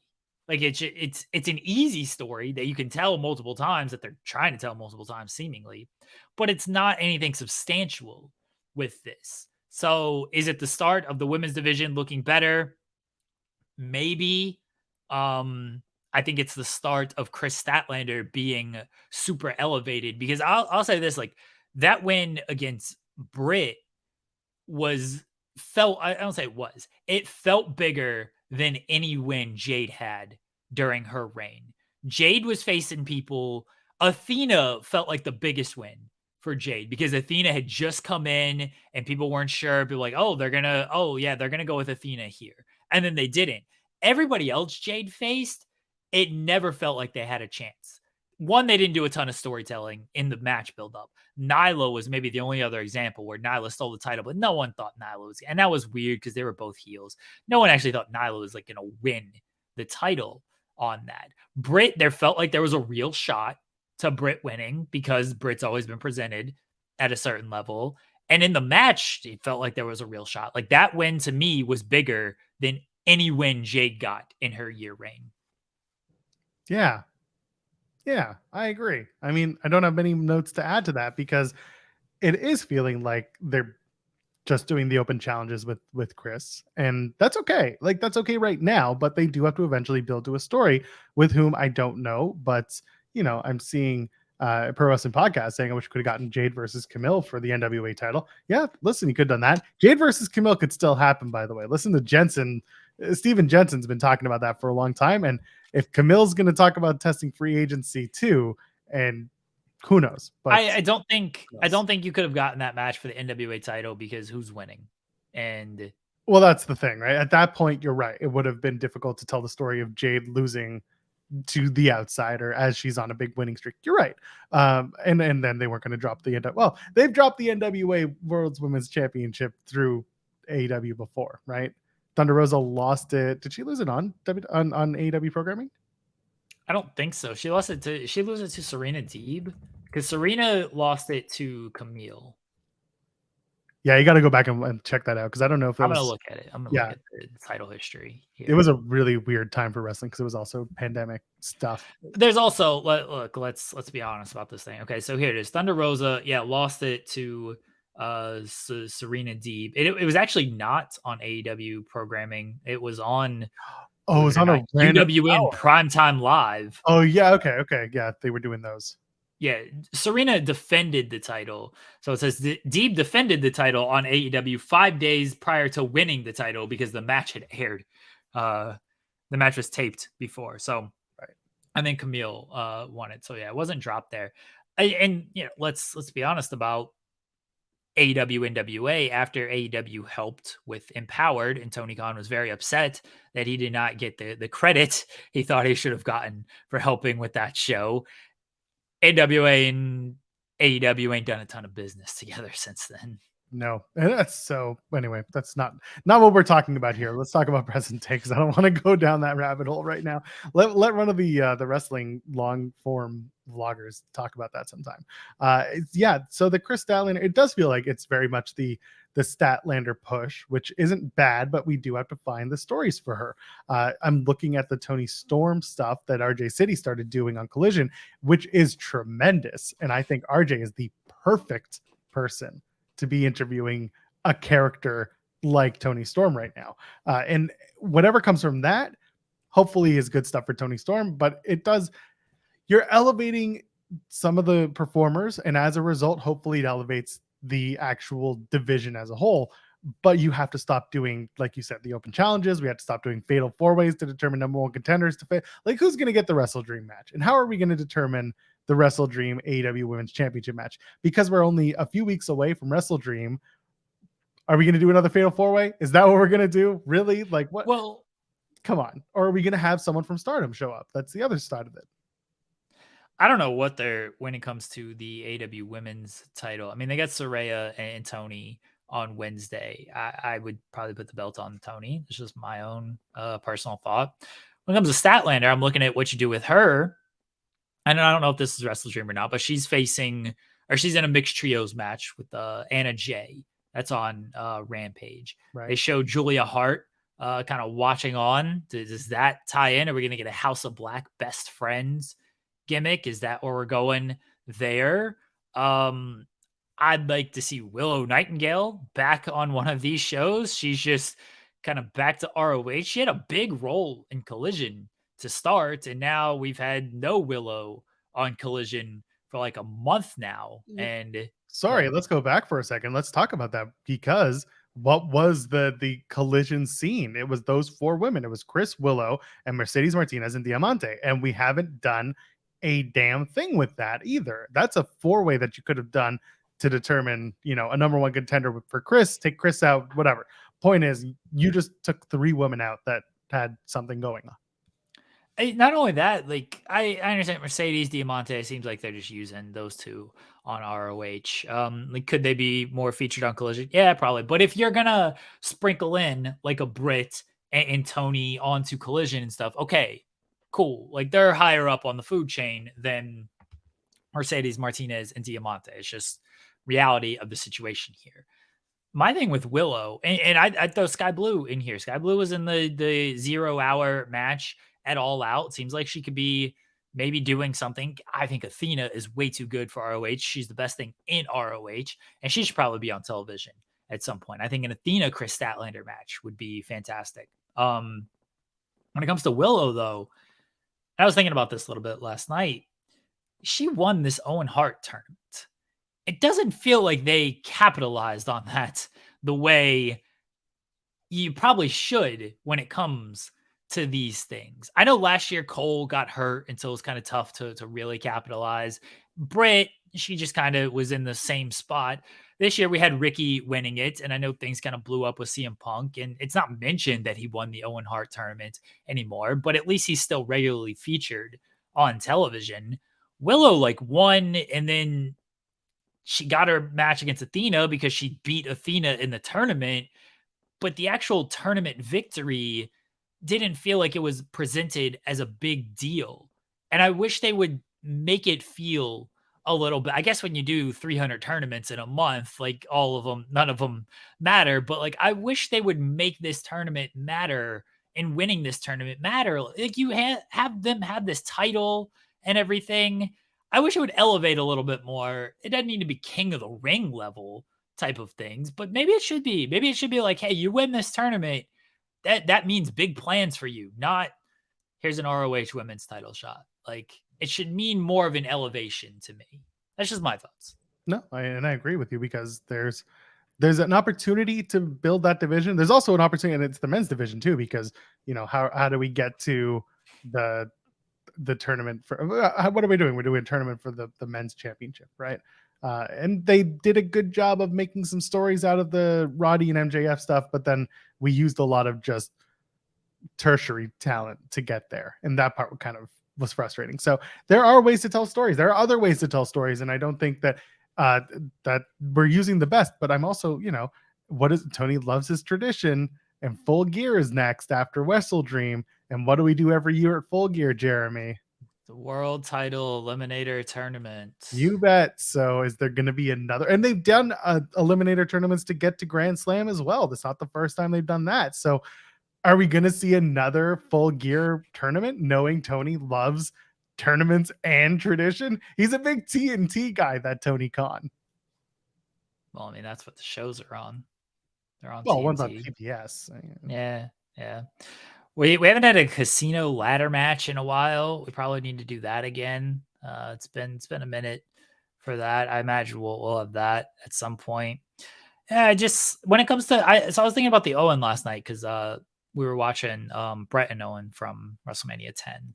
And so I was thinking about just Owen Hart and like, oh yeah, the Owen Hart tournament. It just feels like it should be a little bit of a bigger deal. That's all. I would like it to be presented as a little bit of a bigger, like winning that should mean. I want Ricky to kind of mention it in a promo. I want Danielson to kind of mention it in a promo. Like just remind fans a little. You ain't got to go parade around with the belt and everything. It's fine if you don't want to do all that. But like just remind fans that it's a thing, it exists, and it's meaningful. That's all I want.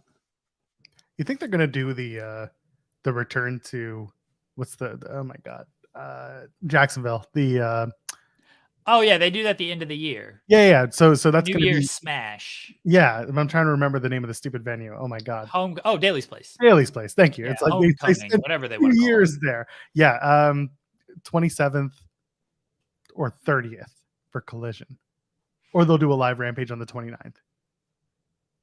What's the question, Joel? No, I'm just thinking, what do you think? Do you think it's going to be a live Dynamite on the 27th? Is it going to be a live Rampage on the 29th, or they'll do Collision on the 30th and get real close because they usually do a big New Year's Eve party? What do you think? I think it'll be Dynamite. No, do Collision. Break from tradition, Tony. Okay.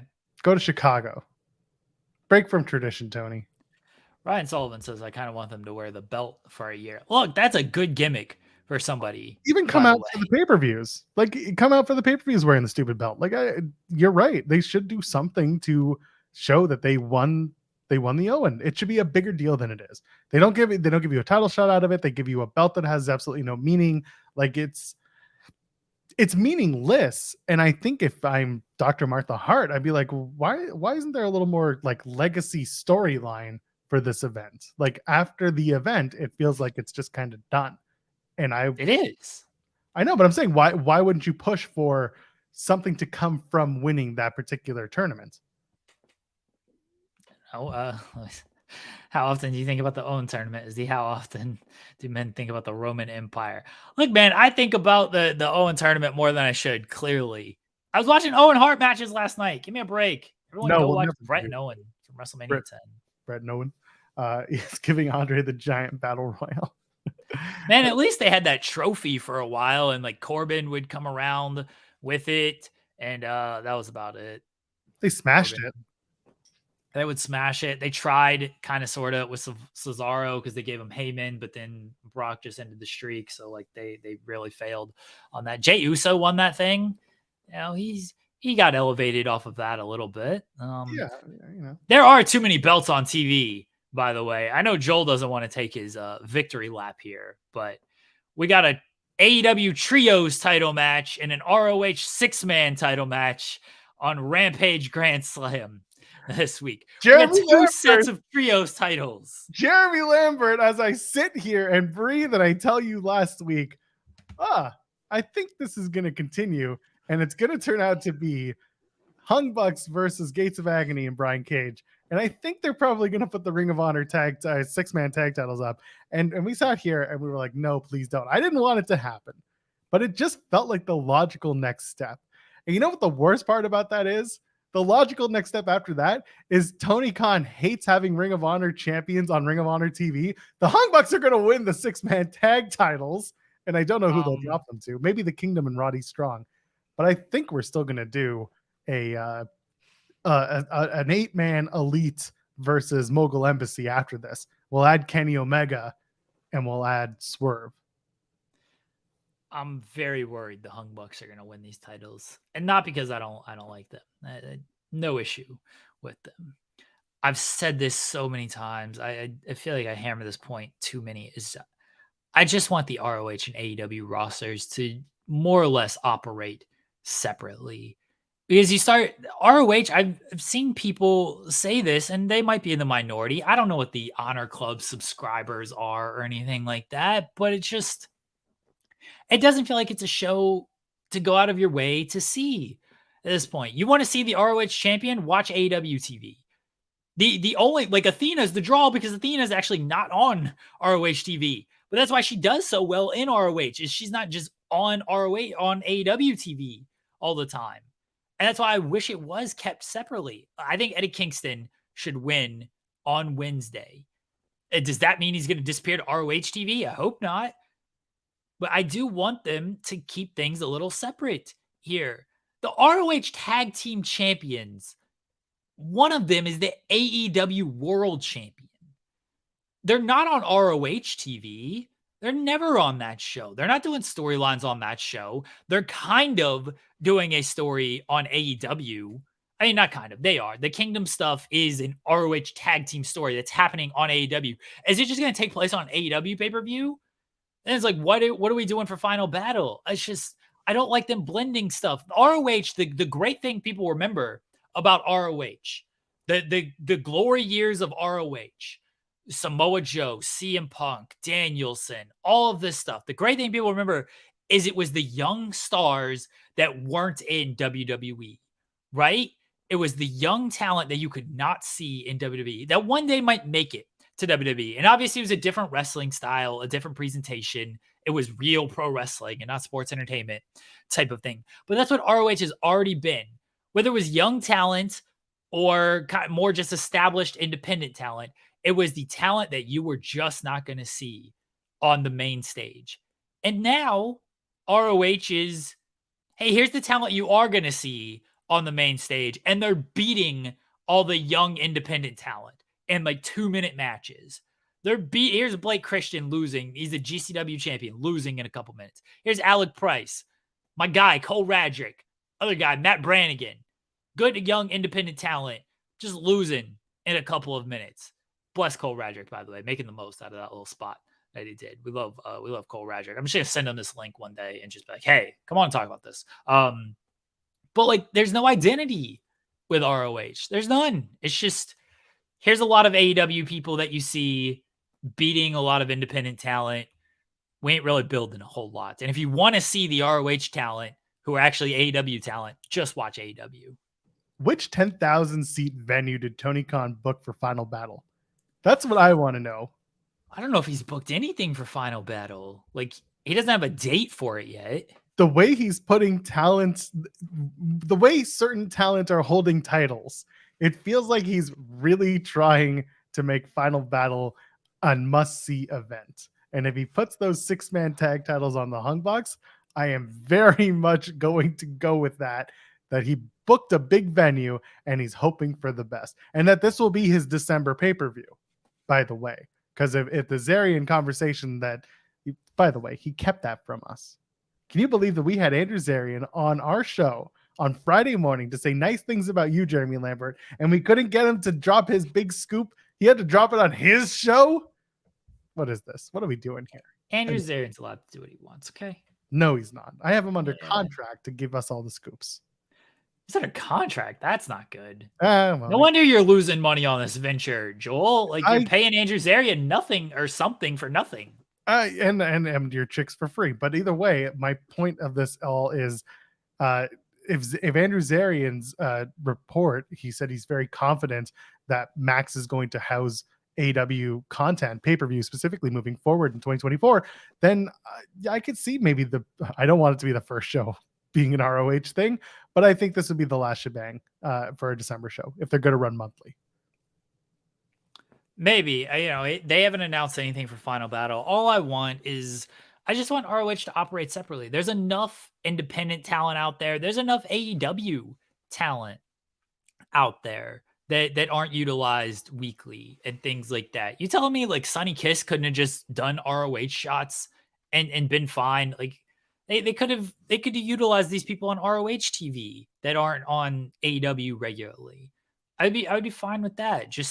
And this is where I do think WWE, look, do they come down here and giving Dominic Mysterio the title, giving Becky Lynch the title and everything? They just do a better job of blending that kind of stuff because they actually have the established NXT talent. And that's why it works, because you have your established NXT talent. And so you can bring down the main roster people and it feels like a big deal. And it feels like they are still lifting up NXT. They don't have the established ROH talent. The established ROH talent is people that were pre-established in AEW.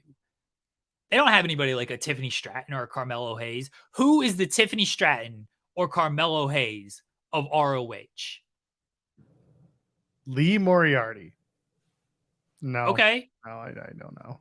See, I like the Shane Taylor promotion stuff. I think that's a good start for ROH. We saw him on AEW Take 22 this past week. But, I think that's a good start for ROH. Lee Moriarty's a good ROH guy. Shane Taylor, good ROH guy. I think Keith Lee, who ain't doing a whole lot in AEW, I think he's a good ROH guy right now. Yeah, Athena and Billy Starks. That's who it is. But Billy Starks right now is a little minion person who is fantastic, by the way. And Athena is the established person. 100%. Athena is the established ROH star. She is. And again, the big story for Ring of Honor, especially going about Final Battle, is still to me Athena and Billy Starks.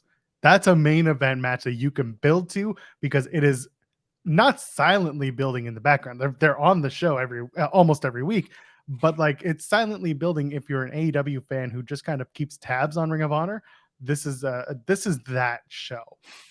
This is that storyline that could lead to a big title change. And again, I go back to the idea that the Ring of Honor reset for Final Battle seems to be going with the youth and going with a new approach to Ring of Honor, where that whole, as it was reported way back when Tony bought Ring of Honor, that it would be a more developmental system.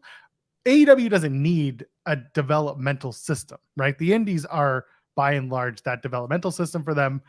But what it does give is the opportunity for these independent wrestlers to work a television product that they would not have otherwise had the opportunity to work. And I think that's where Ring of Honor becomes a net positive for bringing in new talent, trying them out, and seeing if they work to potentially do other work in AEW, whether that's Rampage, Dynamite, or Collision.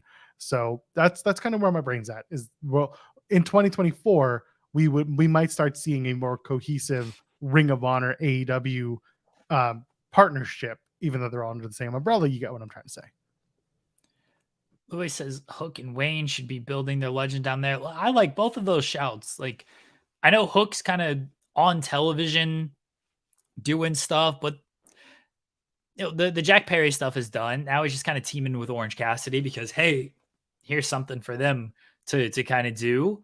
Nick Wayne's found a nice little spot with Darby, but yeah, these guys can go down there. And I mean, Wayne's going to be on the show this week against Shibata, but Wayne can go down there and really establish himself and do things. There's so many good independent talent out there as well. And, however you got to sign these guys, right? However you have to sign these guys of, hey, we're going to sign you to some type of deal.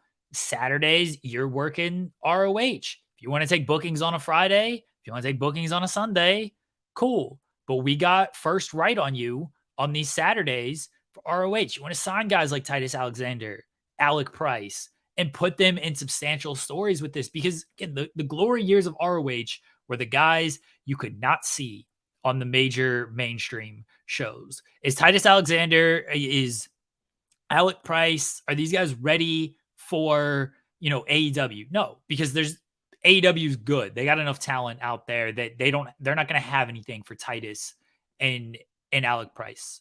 You can throw any name that you're a fan of on the indies, by the way. These are two that I personally really enjoy.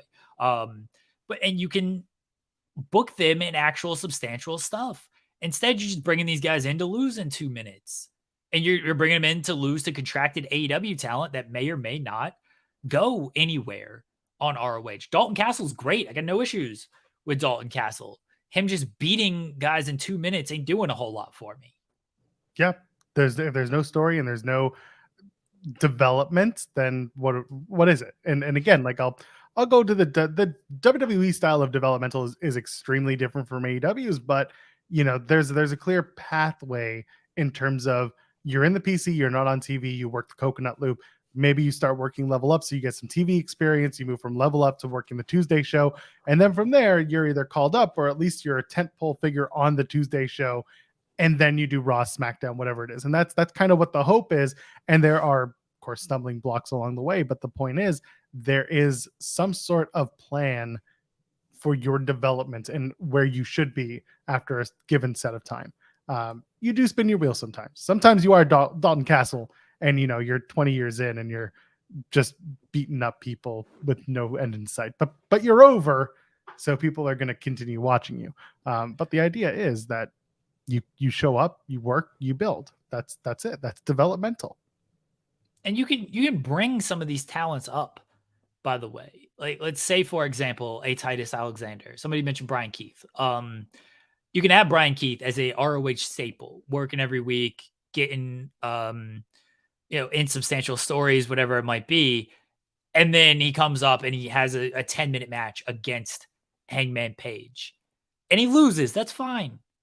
I don't think you lose a whole lot if you do a 10-minute match against Hangman Page on AEW television. Then people are like, oh, Brian Keith, we're going to see more of him. Oh, he's in ROH? Oh, he's on ROH every week and he's having good matches? Okay, let's do that. Let's do that. So, yeah.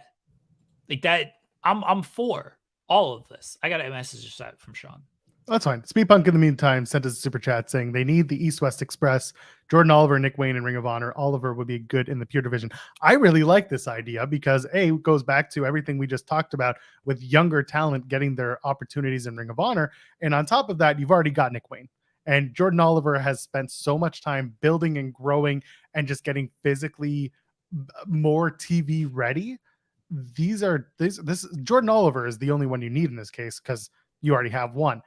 it's a slam dunk. And if Nick Wayne's going to work ROH once in a while, then this is a good way to have a new tag team that's young, that's new, and that can bring fresh eyes to the Ring of Honor system. Yeah. We'll see. Right now, ROH don't do a whole lot for me. I get it. Well, we got a couple minutes left, so let's run down Raw because there's actually quite a few things announced. New Day Viking Raiders are doing a 2 out of 3 falls match. Do you think it's going to be one of those 1-1 and then the tiebreaker is 3? I mean, I rarely see a 2-0 sweep. So yeah, I imagine it'll be 1-1 and then whoever wins the third. I assume Viking Raiders will win this. Yeah.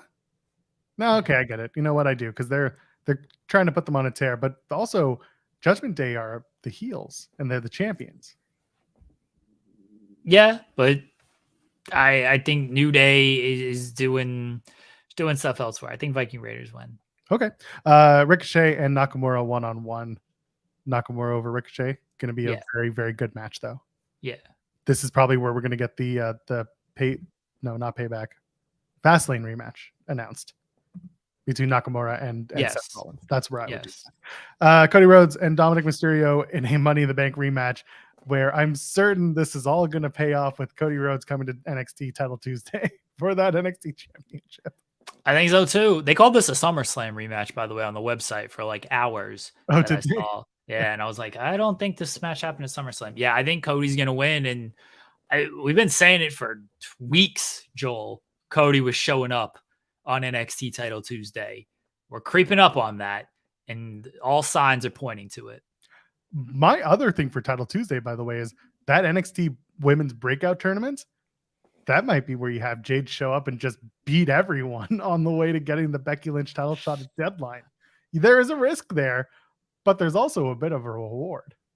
Yeah.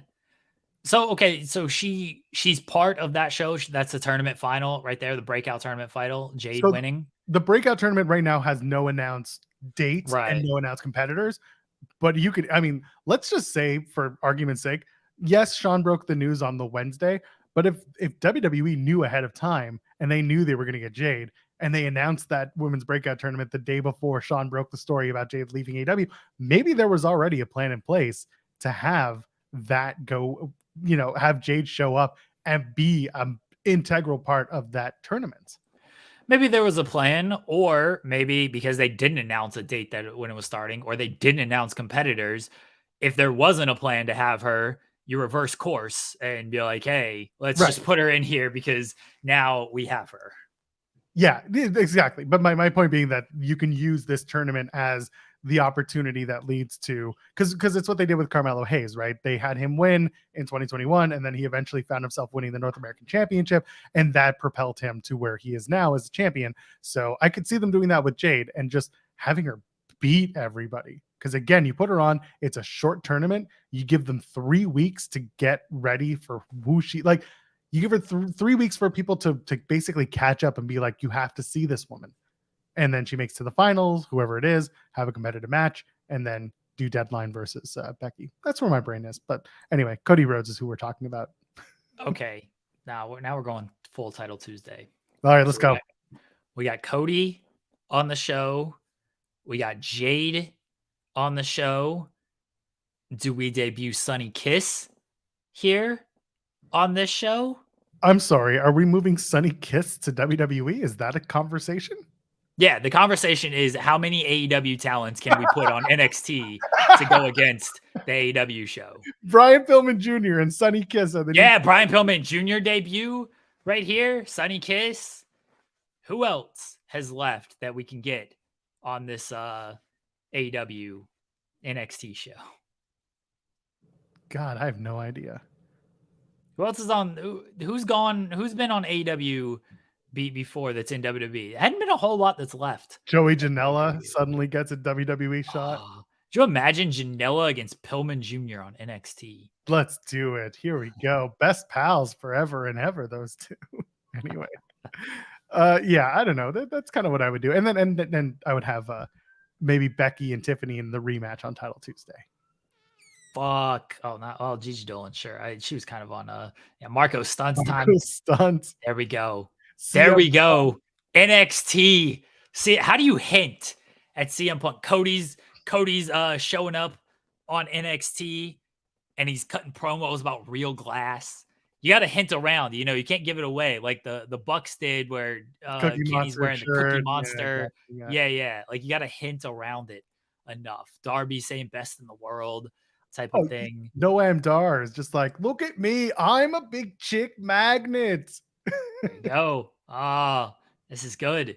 This is good. Then all of a sudden, the 100 people in Performance Center are CM Punk, CM Punk, CM Punk. And then the lights go down and then it goes, wrestling has more than one. This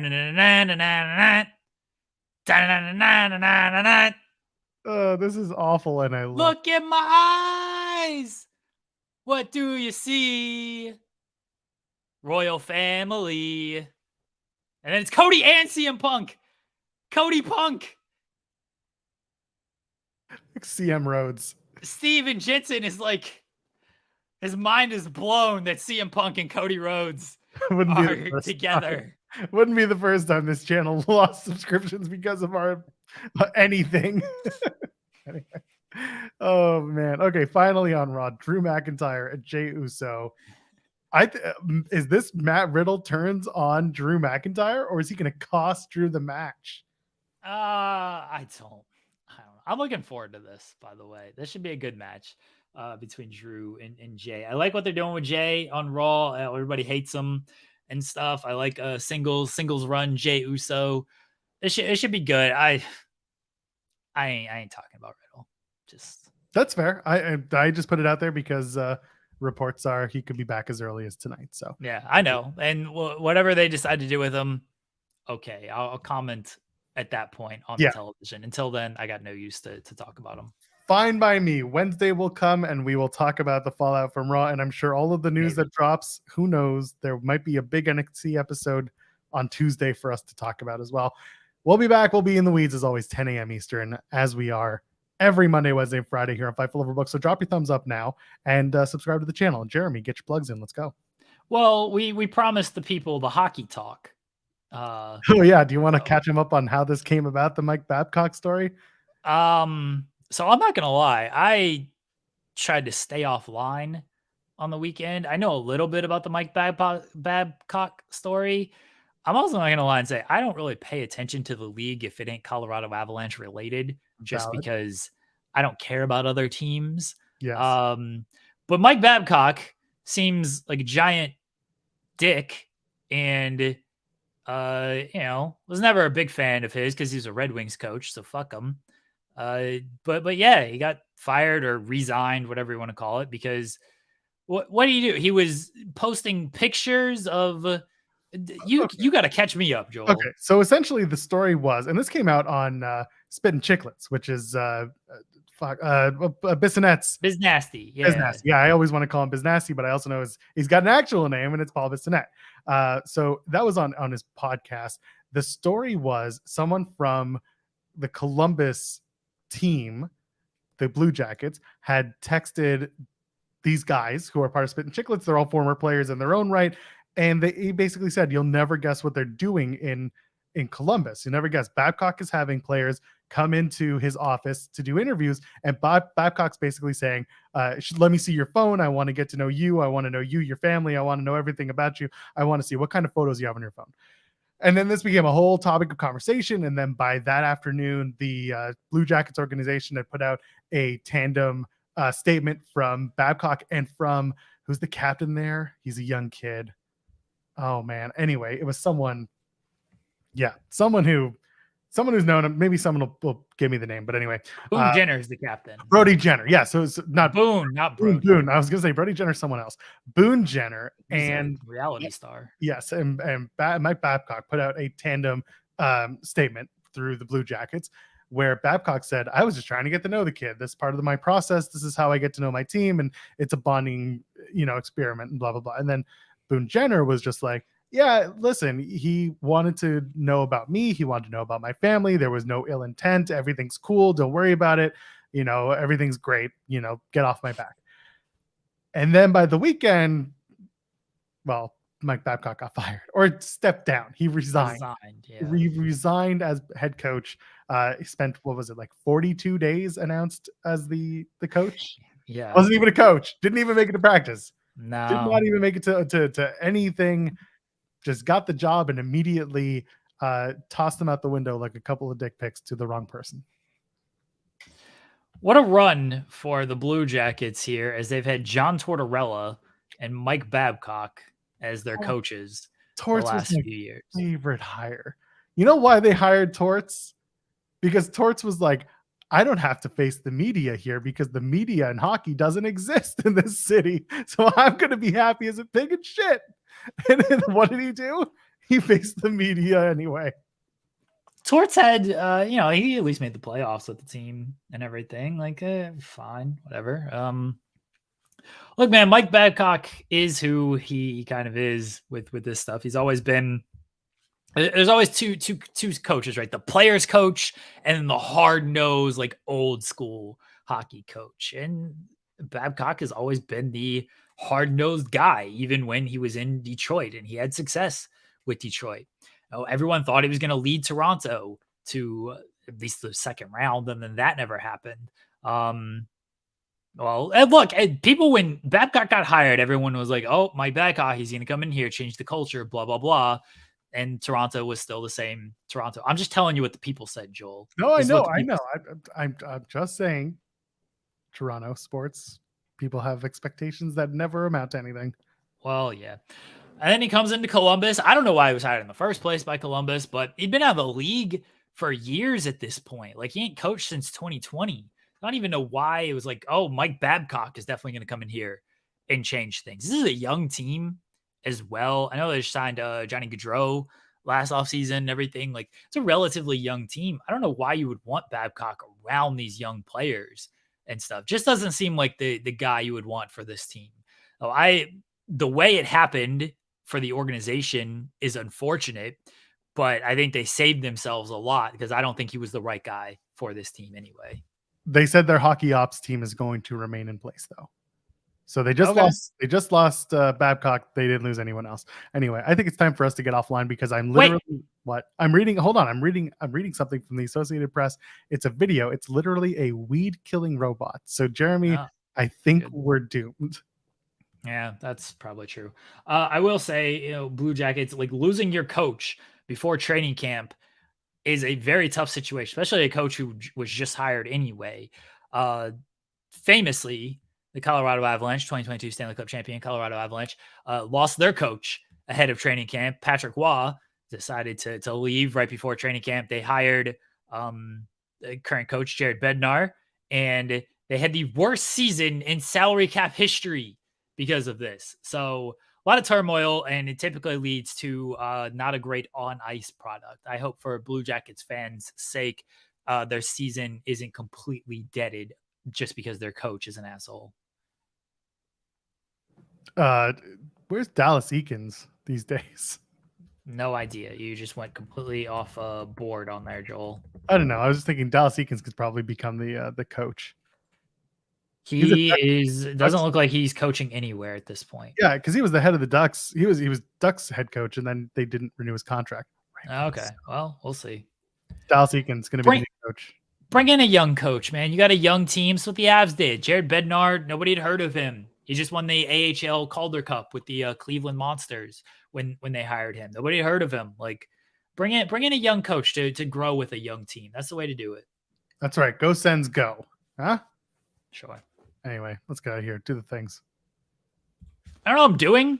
The plugs. The don't follow me on TikTok. Follow me here instead thing. There you go. Okay, wonderful. I am Joel Pearl, JOELP-ARL. Ladies and gentlemen, friends beyond the binary. We'll see you on Wednesday, 10 a.m. Eastern here on Fightful. Overbooked.